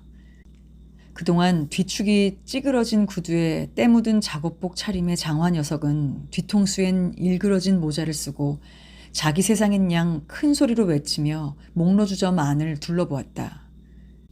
그리고 자기는 산 풍뎅이 샐러드를 먹었고 죽은 고양이 고기를 씹었으니 주정뱅이 황제고 식충이 임금님이라고 뽐냈다. 여보시오, 엉큼한 영감. 저 노란 것을 주게나. 제일 고급인 당나귀 오줌으로 말이오. 그는 콜롱부 영감에게 소리쳤다. 그리고 파란 트리코트를 입은 안색이 좋지 못한 콜롱부 영감이 4개의 유리잔에 술을 가득 따르자 그들은 술 기운이 깨기 전에 다시금 단숨에 들이키는 것이었다. 장화가 재미난 이야기를 했다. 금요일 날 자기가 술이 취해 곤드레 만드레가 되어 있자니까 친구놈들이 파이프에 한 움큼의 회 반죽을 채워서 자기의 입에 쑤셔 넣었다는 것이다. 다른 놈 같으면 녹초가 되어버렸겠지만 자기는 등을 둥글게 하고 당당한 걸음걸이로 걸어갔노라고 뻐겨댔다. 손님들 한 잔 더 안 하시겠습니까? 콜롱부 영감이 기름진 목소리로 물었다. 그러지. 한 잔씩 더 주시게. 이번엔 내가 내지. 랑티에가 말했다. 이번엔 여자 이야기가 나왔다. 불고기는 요전 일요일 날 마누라를 목로주의 백모님 댁에 데리고 갔다. 쿠포가 이 가게에 잘 알려져 있는 사이요 지역의 세탁부인 인도의 트렁크에 근황을 물었다. 사람들이 술을 입에 대려는 순간 장화가 큰 소리로 마침 지나가는 구제와 로리웨를 불렀다. 이 두 사람은 문턱까지 왔으나 안에 들어가기를 거부했다. 대장장이는 아무것도 마시고 싶지 않았다. 사슬장이는 창백한 얼굴로 와들와들 떨면서 배달하러 가는 중인 금사슬을 주머니 속에서 꽉 거머쥐었다. 그리고 기침을 하면서 브랜디 같은 것을 마시면 금세 쓰러져 버린다고 변명을 늘어놓았다. 이 위선자. 그러면서도 숨어서는 홀짝홀짝 마시겠지. 장화가 입속으로 중얼거렸다. 그리고 그는 술잔을 코에 갖다 댄 채 바로 콜롱부 영감을 잡고 말했다. 이 형편없는 늙은이 술병을 바꿔치기 했구먼. 날 속이려 해봤자 소용없다고. 해는 높이 떠 있었다. 흐릿한 햇빛이 목로주점을 환하게 밝혀주었기 때문에 주인이 가스등을 껐다. 그리고 쿠포는 술을 못 먹는 매부를 용서해 주었다. 마시지 못해도 그건 그의 죄가 아니다. 마시고 싶지 않은 것이 다행이라며 구제의 변명까지 인정해 주었다. 그리고 일하러 가겠다고 했다. 그러자 랑티에가 신사연하면서 그에게 설교를 했다. 도망칠 작정이면 그 전에 한 잔쯤 내는 법이며 가령 일하러 가기 위해서라도 친구를 내버려 두고 가는 것은 비겁한 일이라는 것이었다. 이 녀석 일 하면서 언제까지나 우리를 지겹게 굴 거야. 장화가 소리쳤다. 그렇다면 이것은 당신께서 내시는 거죠? 콜롱부 영감이 쿠포에게 물었다. 쿠포가 자기가 낼 술값을 치렀다. 그러나 불고기가 치를 차례가 되자 그는 몸을 굽히고 영감의 귓전에 소곤거렸다. 영감은 천천히 고개를 내저으며 거절했다. 일이 어떻게 되어가나를 알아차린 장화가 또다시 영감에게 호통을 쳤다. 뭐라고? 형편없는 영감. 친구에게 그런 짓을 하다니. 술꾼이면 의뢰 외상이지. 설마 아니 모욕을 받으려고 일부러 술집에 오려고? 주인은 태연하게 카운터 앞에 버티고 서서 그 가장자리에 큰 두 주먹을 짚고 몸을 좌우로 흔들며 친절하게 되풀이하여 말했다. 이분에게 돈을 구워드리시오. 그 편이 더 간단하겠습니다. 빌어먹을. 줬어. 내가 구워주지. 이봐 불고기. 이 악당 녀석의 상판떼기에 이 돈을 내던져주라. 이 배반자에게. 장화가 지저댔다. 그러고 나서 쿠포가 아까부터 어깨에 연장 주머니를 걸머진 채 있는 것에 화가 나서 함석장애를 바라보며 말했다. 자넨 흡사 아기 보는 유머 같군. 아기를 좀 내려놓지 그래. 곱사등이가 되겠어 이 친구야. 쿠포는 잠시 망설였다. 그러고 나서 신중히 생각하고 난 끝에 결심이 선 것처럼 조용히 연장 주머니를 땅바닥에 내려놓고 말했다. 시간이 너무 늦었어. 부르고는 녀석에겐 점심 식사 후에 가기로 하지. 여편 내가 복통이 나서 그랬다고 하지. 이봐요 콜럼부 영감. 연장을 이 걸상 밑에 좀 둡시다요. 점심때 가지러 올 테니 말이오. 랑티에는 고개를 끄덕이며 그 처사에 찬성했다. 사람은 노동을 해야 한다. 그것은 의심의 여지가 없다. 다만 친구와 함께 있을 땐 의리가 앞선다. 빈들빈들 먹고 놀고 싶은 생각이 좀 전부터 고개를 들어 네 사람 다 몸이 쑤시는 듯 손이 무거워져서 그들은 서로서로 상대방을 살펴보고 있었다. 그리고 앞으로 5시간은 건들거리며 놀 것을 생각하니 갑자기 즐거워져서 떠들썩하기 시작했다. 서로 어깨를 두들기고 상대방의 얼굴을 바라보며 우정어린 얘기를 했다. 특히 쿠포는 무거운 짐을 벗고는 생기가 나 다른 사람들을 보고 옛 친구여 하고 불러댔다. 모두 다시 한 잔씩 마시고 당구대가 하나 있는 술집, 코를 훌쩍이는 벼룩으로 내려갔다. 그 술집은 별로 깔끔하질 못해서 랑티에는 기분이 좋지 못한 눈치였다. 거기선 싸구려 화주 한 병에 1프랑, 2컵짜리 반병에 10수였다. 손님들이 당구대를 몹시 더럽혀 놓았기 때문에 당구공이 그대로 달라붙어 있었다. 그러나 한바탕 승부가 시작되자 큐를 멋지게 쓰는 랑티에는 기분이 좋아서 상반신을 쭉 펴고 공을 때렸다. 점심때가 되자 쿠포가 문득 생각난 듯 소리쳤다. 모주꾼을 잡으러 가자. 내가 녀석이 일하고 있는 곳을 알고 있으니까. 루이 아주머니 집으로 병아리 다리를 먹으러 그 녀석을 데리고 가잔 말이다. 그 생각은 일대 환영을 받았다. 그렇다. 모주꾼 녀석은 분명히 병아리 다리를 먹고 싶어 할 것이다. 그들은 출발했다. 거리에는 가랑비가 내리고 있었다. 그들은 몸이 따뜻해졌기 때문에 그 정도의 누기는 손발에도 느끼지 못했다. 쿠포는 그들을 마르카데가의 볼트 공장으로 데리고 갔다. 그들은 점심때의 휴식 시간보다 꼭 반 시간이나 일찍 도착했기 때문에 함석장이는 급사에게 20수를 주고 모주꾼에게 부인이 편찮으니 곧 돌아와 달라는 전가를 갖다 주게 했다. 대장장이는 몸을 흔들며 침착한 모습으로 즐거운 식사 냄새를 맡았는지 당장에 나타났다. 야, 모주꾼들인가? 그럴싸한 냄새가 나더라니까. 근데 뭘 먹지? 그는 문 뒤에 숨어있는 그들을 발견하고 그렇게 외쳤다. 루이 아주머니 집에서 병아리 다리를 빨면서 그들은 또다시 업주들을 매도했다. 모주꾼의 말에 의하면 자기 일터에서는 지금 급한 주문이 들어온 참이라고 했다. 그 원숭이 같은 주인 녀석은 15분쯤은 문제도 삼지 않는다. 작업 시작 신호에 늦어도 별 문제 없고 녀석은 얌전하다. 그가 돌아오기만 하면 틀림없이 고마워할 테니까. 우선 주인이 이 모주꾼을 쫓아낼 위험은 없다. 이 정도 솜씨를 가진 자를 찾아내지는 못할 테니까.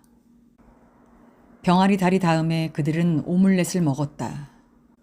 각자 포도주를 한 병씩 마셨다. 루이 아주머니는 오베른 위에서 술을 가져오고 있었는데 그것은 마치 칼로 잘라냈을 때의 피 같은 빛깔의 포도주였다. 점차 모두들 흥겨워져서 활기를 띠었다. 디저트가 시작되자 모주꾼이 소리쳤다. 그 빽빽이코 원숭이 같은 주인 녀석은 작업장에 종을 달아 맬 생각을 했단 말이야. 종이라니? 하! 노예도 아닌데. 하! 오늘도 그 종이 울리겠지. 그따위가 울린다고 쇠머루로 끌려가다니 정말 질색이란 말이다. 닷새째 나는 뼛골이 닳도록 일해왔지만 그따위 녀석이 집에서 쫓겨나도 난 괜찮아. 이 잔소리만 해봐라. 그냥 놓아두지 않을 테니까. 나는 말이야 먼저 가야겠네. 가서 일을 해야겠어. 실은 마누라한테 약속을 했단 말일세. 재미들 보게나. 자네들하고 함께 놀고 싶은 마음은 태산 같지만 말일세. 쿠포가 새삼스런 얼굴로 말했다. 다른 친구들이 놀려댔다. 그러나 쿠포의 결심이 단호한 것 같아서 그가 콜롬부 영감집으로 연장을 가지러 간다고 하자 모두들 그를 따라 나섰다. 그가 걸상 밑에서 연장 주머니를 집어 자기 앞에 놓았을 때 그들은 유리잔의 술을 막 비우고 있었다. 그러나 1시가 되었는데도 그들은 아직도 술을 주거니 받거니 하고 있었다.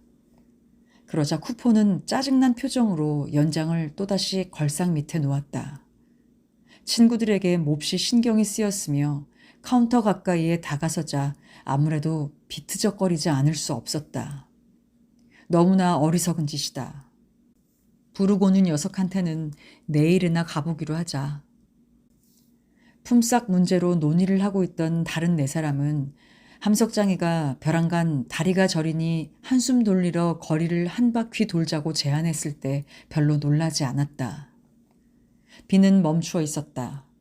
이 한 바퀴 돌기는 한 줄로 서서 팔을 흔들면서 200보쯤 걷는 것으로 끝냈다.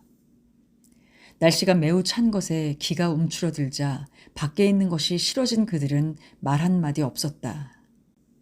팔꿈치로 서로 쿡쿡 찌르는 일도 없이 그들은 본능이 명령하는 대로 천천히 푸아소니엘가를 올라서자 프랑스완의 가게로 포도주를 마시러 들어갔다. 진정 마음을 가라앉히기 위해선 그것이 필요했다. 거리는 너무나 우울했고 순경조차 서성거리지 않을 정도의 진수렁이었던 것이다. 랑티에는 친구들을 작은 방으로 밀어넣었다. 그곳은 테이블이 하나만 있는 좁은 구석으로 반투명 유리 칸막이에 의해 넓은 방과 갈라져 있었다. 그는 보통 이런 작은 방에서 곤드레가 되었었다. 그 편이 더 마음 편했기 때문이다. 모든 친구들이 모두 그렇지 않을까? 자기 집에 있는 기분일 것이다. 거리낄 것 하나 없이 잠도 잘 수 있고 그는 신문을 가져오게 하여 방 가득히 펼쳐놓고 눈살을 찌푸리며 쭉 훑어보았다. 쿠포와 장하는 트럼프 놀이를 시작했다. 2개의 술병과 5개의 유리잔이 탁자에 널려 있었다. 어때? 신문에 무엇인가 나 있나? 불고기가 모자장이에게 물었다. 그는 눈도 들지 않고 말했다. 난 의회를 지지하네. 공화주의자들은 너 푼의 가치도 없지. 정말 게으름뱅이란 말이야. 그 좌익 놈들은. 그들을 선출한 것은 놈들이 달콤한 말을 침 흘리듯 내뱉게 하기 위한 것이 아니야. 인민은 신을 믿고 있지. 그리고 이따위 형편없는 대신들을 떠받들어주고 있단 말일세. 만일 내가 선출된다면 난 연단에 올라가서 이렇게 말해줄 것세. 빌어먹을 놈들아. 하고. 그래, 그게 전부지. 그리고 그것이 바로 내 정견이란 말일세. 언젠가 밤에 바댕그가 신하들이 보고 있는 가운데 그 만화님과 서로 주먹다짐을 했다지 뭔가. 맹세코, 거짓은 아니지. 그것도 하찮은 일로 그랬다지 뭔가. 아마 바뱅그가 좀 취했던 모양이야. 모주꾼이 말했다. 귀찮다니까. 그따위 정치 얘긴 그만두라고. 살인사건의 기사나 읽어주려무나. 그 편이 훨씬 재미있지. 함석장이가 소리쳤다. 모두들 술잔을 비웠다. 랑티에가 큰 소리로 읽기 시작했다. 끔찍한 범죄가 가이용 마을에서 공포를 자아냈다. 자식이 30수를 훔치기 위해 아버지를 괭이로 찍어 죽였다. 모두들 공포의 외침을 질렀다. 그런 놈이 목이 잘려 죽는다면 기꺼이 그들은 구경을 갈 것이다. 아니다. 단두대만으론 충분치 못하다. 산산조각을 내어 죽여버려야 한다. 영아 살해 사건도 매한가지로 그들을 분개케 했다. 그러나 랑티에는 제법 도덕가연하게 여자를 변호하며 죄는 모두 그 여자를 유혹한 남자에게 있다고 했다. 왜냐하면 결국 그 난봉꾼이 그 불행한 여자에게 어린애를 만들게 하지 않았다면 여자는 어린애를 변소에 내버리지 않아도 되었을 것이 아니냐는 것이었다. 일동을 열광시킨 것은 후작의 무용담이었다. 새벽녘 2시경에 무도회에서 돌아오는 길에 후작은 앵발리드 거리에서 세 놈의 깡패에게 습격을 당해 그들과 싸웠다. 후작은 장갑도 안 벗고 처음 두 악당의 배를 머리로 받아 쫓아버린 다음 세 번째 놈의 귀를 끌고 파출소까지 데리고 갔다. 대단한 힘이다. 그 친구가 귀족이란 것이 마음에 들지 않았다. 그들은 또다시 포도주 2병을 주문했다. 이제는 술잔이 비어있을 사이가 없었으며 취기가 돌았다. 5시쯤 되자 자리가 거칠게 되어 랑티에는 입을 다물고 도망쳐 나갈 궁리를 했다. 모두들 고래고래 소리치며 술을 땅바닥에 마구 뿌려대자 랑티에는 견딜 수 없었다. 마침 그때 쿠포가 주정뱅이의 십자는 이렇게 긋는 것이라 하며 벌떡 일어섰다. 머리에서는 몽페르나스, 오른쪽 어깨에서는 문일몽트, 왼쪽 어깨에서는 쿠르티유, 배 한복판에서는 바뇰레, 명치에서는 토끼뜀 3번 하고 외웠다. 그래서 모자장이는 이 동작 때문에 모두들 왁자지껄 떠들어대고 있는 틈을 타서 살그머니 도망쳐 나왔다. 친구들은 그가 도망치는 것을 알지 못했다. 그도 상당히 취해 있었다. 그러나 밖에 나와서 몸을 추스르자 당장에 말끔히 깨어났다. 그는 조용히 가게에 돌아와서 쿠포는 친구들과 함께 있다고 젤베지에게 일러주었다. 이틀이 지났는데도 쿠포는 나타나지 않았다. 그가 어디에 있는지 아무도 몰랐다. 박해 아주머니 집에 있었다고 하는 사람이 있나 하면 나비집, 기침하는 아기집에서 보았다는 사람도 있었다. 그리고 그가 혼자서 돌아다니더라는 사람이 있나 하면 7, 8명의 주정뱅이들과 함께였다는 사람도 있었다. 젤베지는 체념한 것처럼 어깨를 축혀 올렸다.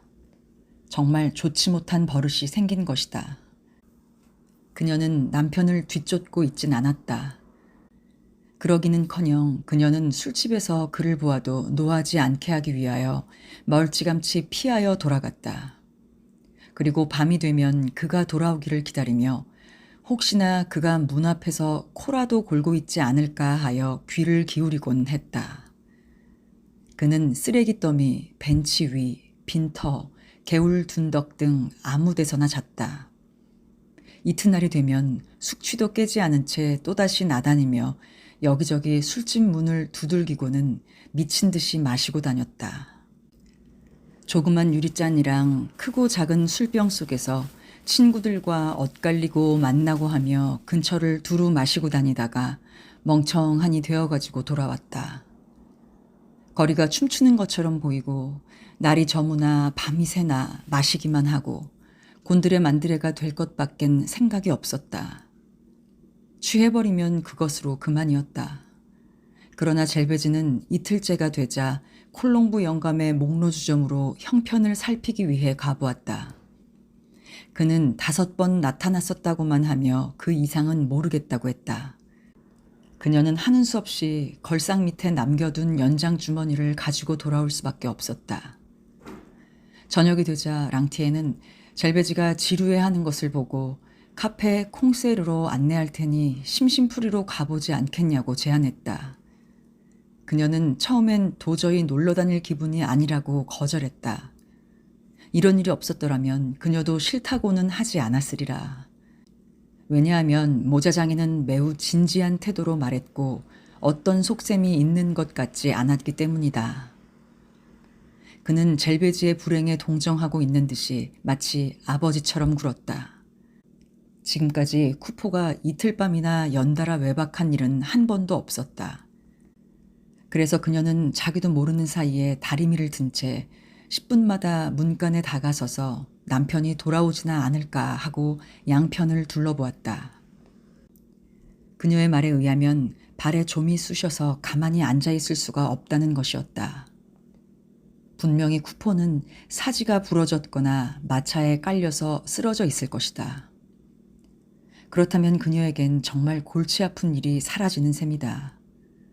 그따위 주착 없는 사내에 대하여 자신의 가슴에 아직도 조금이나마 애정이 남아있다고 생각하고 싶지 않았다.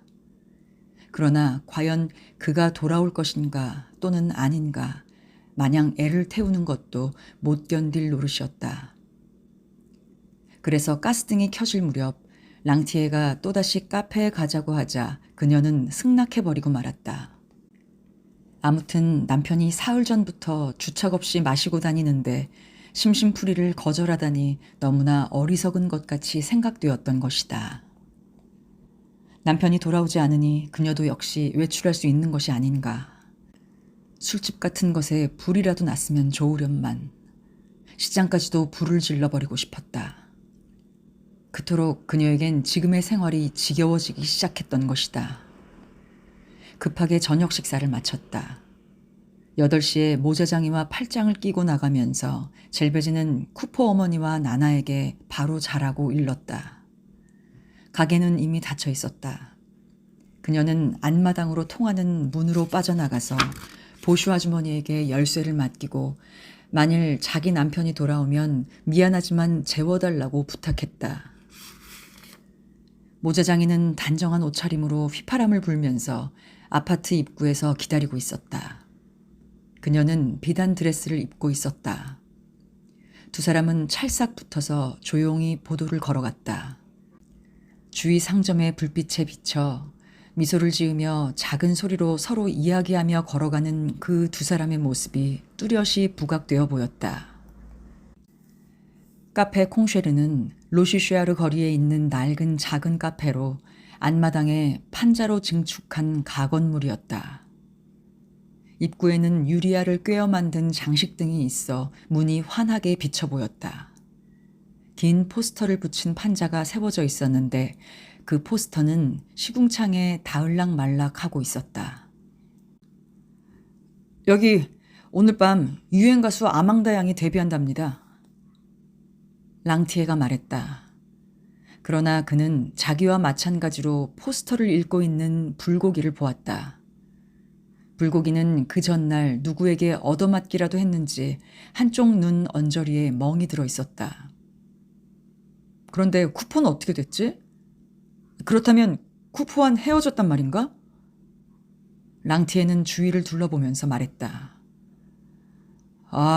오래전이지. 어제 헤어졌지. 박해 아주머니 집을 나오면서 주먹 다짐이 벌어졌었지. 난 주먹질은 좋아하지 않거든. 싸움의 상대는 박해 아주머니 집의 급사였는데 그놈이 술 한 병 값을 2번씩이나 받으려 한 것이 원인이었지. 그래서 난 슬그머니 피해서 자러 간 거야. 그는 아직도 하품을 하고 있었다. 18시간이나 잠을 잤는데도 말이다. 게다가 취기도 가셨는데 멍청한 표정을 하고 있었고 낡은 저고리엔 솜털투성이었다. 옷을 입은 채로 잔 것이 분명했다.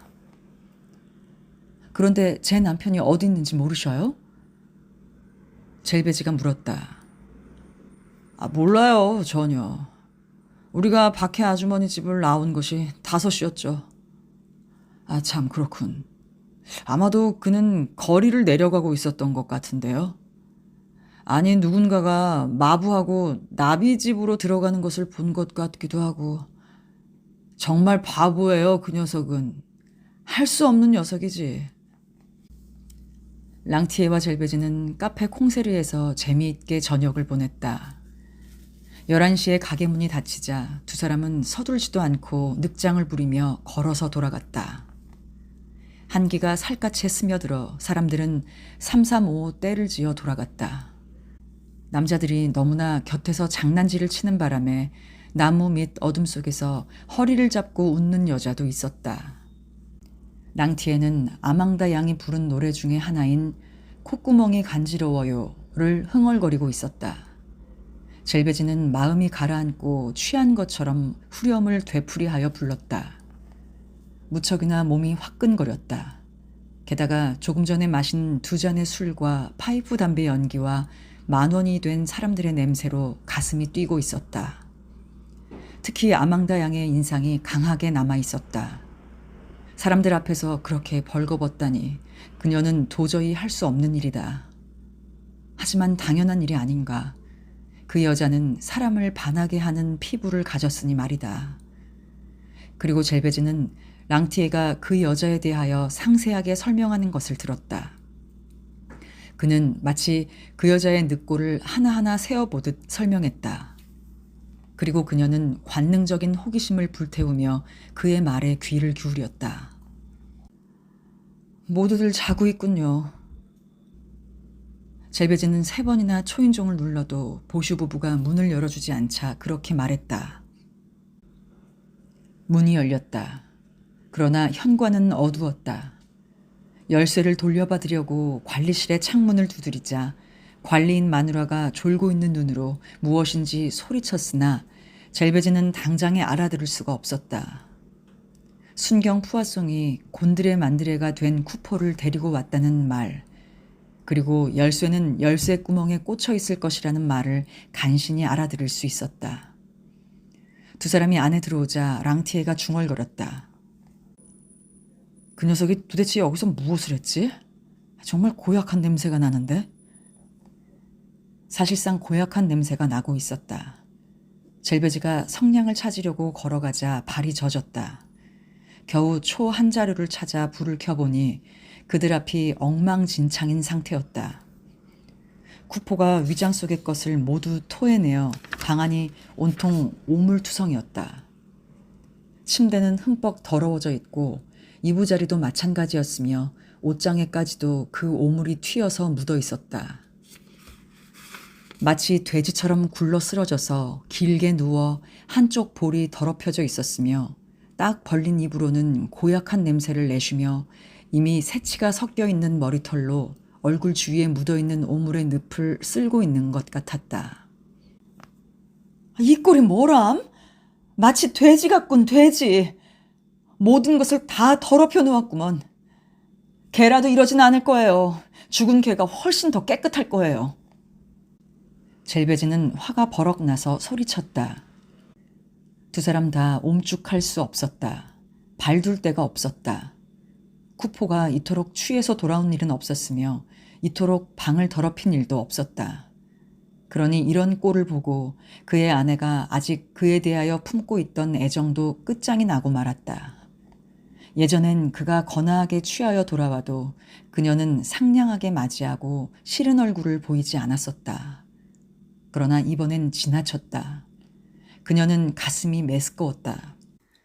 이 더러운 남자의 살이 자기 살을 요구하려니 생각만 해도 몹쓸병으로 죽은 시체 옆에서 자라고 당부받은 것처럼 오싹했던 것이다. 하지만 자지 않을 수도 없고 거리로 나가서 잘 수도 없으니 차라리 그의 몸을 넘어가야지. 그녀는 주정뱅이의 몸을 넘어가기 위하여 오물 속에 미끄러지지 않으려고 옷장 모퉁이를 잡아야 했다. 쿠포는 침대 앞을 완전히 가로막고 있었다. 그러자 랑티에는 그녀가 오늘 밤 자기 잠자리에서 자지 못하는 것을 알아차리고 싱긋 웃음을 띠며 그녀의 손목을 잡고 나지막하고도 열띤 목소리로 말했다. 젤베즈, 이봐요. 젤베즈. 그러나 그녀는 그 뜻을 알아차리고 필사적으로 손을 뿌리치며 옛날처럼 친근한 말투로 이렇게 말했다. 안 돼요. 놔줘요. 제발 오기스트, 당신 방으로 돌아가 줘요. 난 어떻게라도 마련해 보겠어요. 침대 뒤로 해서 올라가 보겠어요. 자, 젤베즈, 어리석은 짓은 하지 마. 지독한 냄새야. 견딜 수 없단 말이야. 뭘 두려워하지? 이 녀석은 모른단 말이야. 자! 그녀는 거역했다. 강하게 머리를 내저으며 싫다고 했다. 지나친 혼란 속에서 거기서 자겠노라구나 하듯이 옷을 헐헐 벗어 비단 드레스를 의자에 내던지고서 잽싸게 새하얀 시미즈와 패티코트만을 입고 목덜미와 두 팔을 드러내놓았다. 침대는 그녀의 것이다. 그녀는 그녀의 침대에서 자고 싶었다. 그녀는 2번이나 되풀이하여 깨끗한 한 구석을 찾아내어 그 속으로 기어 들어갔다. 하지만 랑티에는 체념하지 않고 그녀의 허리를 끌어안고 욕정에 불을 붙이기 위한 말을 속삭였다. 그녀는 진퇴양난에 빠졌다. 앞엔 남편이 늘어져서 얌전하게 담요 속으로 들어가는 것을 방해하고 뒤에선 비열하기 짝이 없는 사내가 그녀의 불운을 기회로 다시 한번 자기 것으로 하려고 노리고 있다. 모자장이가 목소리를 높였기 때문에 그녀는 입을 다물어 달라고 애원을 했다. 그리고 나나와 쿠퍼 어머니가 자고 있는 작은 방 쪽으로 귀를 기울였다. 딸과 노파는 잠이 푹 든 모양으로 잠자는 숨소리가 크게 들려왔다. 오기스트, 날 놔줘요. 다들 깨잖아요. 분별이 있어야죠. 다음에 딴 곳에서. 여기선 안 돼요. 딸 앞에선 안 된단 말이에요. 그녀는 두 손을 모아 애원했다. 그는 이미 말을 하지 않았다. 오직 싱글거리고만 있었다. 그리고 느긋이 그녀의 귀에 대고 입을 맞추었다. 옛날의 키스로 그녀를 짓궂게 굴며 몸달게 했던 요령이었다. 그러자 그녀는 온몸이 노고나니 힘이 빠져 심하게 귀가 울리고 큰 전율이 몸속에서 다름박질하는 것을 느꼈다. 그래도 그녀는 한 발자국 앞으로 나섰다. 그리고 또다시 뒷걸음질을 하지 않을 수 없었다. 어떻게 할 수가 없었다. 구역질이 날 것 같았다. 악취가 너무 심해서 마치 자신이 시트 속에서 똥이라도 싼 것 같았다. 쿠퍼는 마치 보료에라도 누워있는 듯이 정신없이 취하여 쓰러져 손발은 죽은 사람처럼 내던지고 입은 일그러진 채 연일 계속된 취기를 돌리고 있었다. 동네의 모든 사내들이 들어와서 그녀를 깨어나도 그는 몸뚱이에 털 하나 꼼짝할 것 같지 않았다. 할 수 없지. 그건 이 사람의 잘못이니까. 난 어쩔 수 없어. 어쩌면 좋지. 그이 때문에 침대에서 쫓겨나서 난 잘 곳이 없어. 그래, 난 어쩔 수 없어. 그이의 잘못이니까. 그녀는 중얼거렸다. 그녀는 와들와들 떨고 있었다. 정신이 없었다. 그리고 랑티에가 그녀를 자기 방으로 밀고 갔을 때 나나의 얼굴이 작은 방 입구에 유리를 끼운 칸막이 뒤에 나타났다. 이 소녀는 잠에서 깨어 내의바람으로 졸려서 창백한 얼굴을 하고 살그머니 일어난 참이었다. 그녀는 아버지가 토해낸 오물 속에 뒹굴고 있는 것을 바라보았다. 그러고 나서 얼굴을 유리에 갖다 댄 채 어머니의 패티코트가 맞은편 다른 남자의 방으로 사라져가는 것을 지켜보고 있었다. 몹시 진지한 표정이었다. 그 악습에 젖은 듯한 어린이의 커다란 눈은 성에 대한 호기심으로 반짝이고 있었다.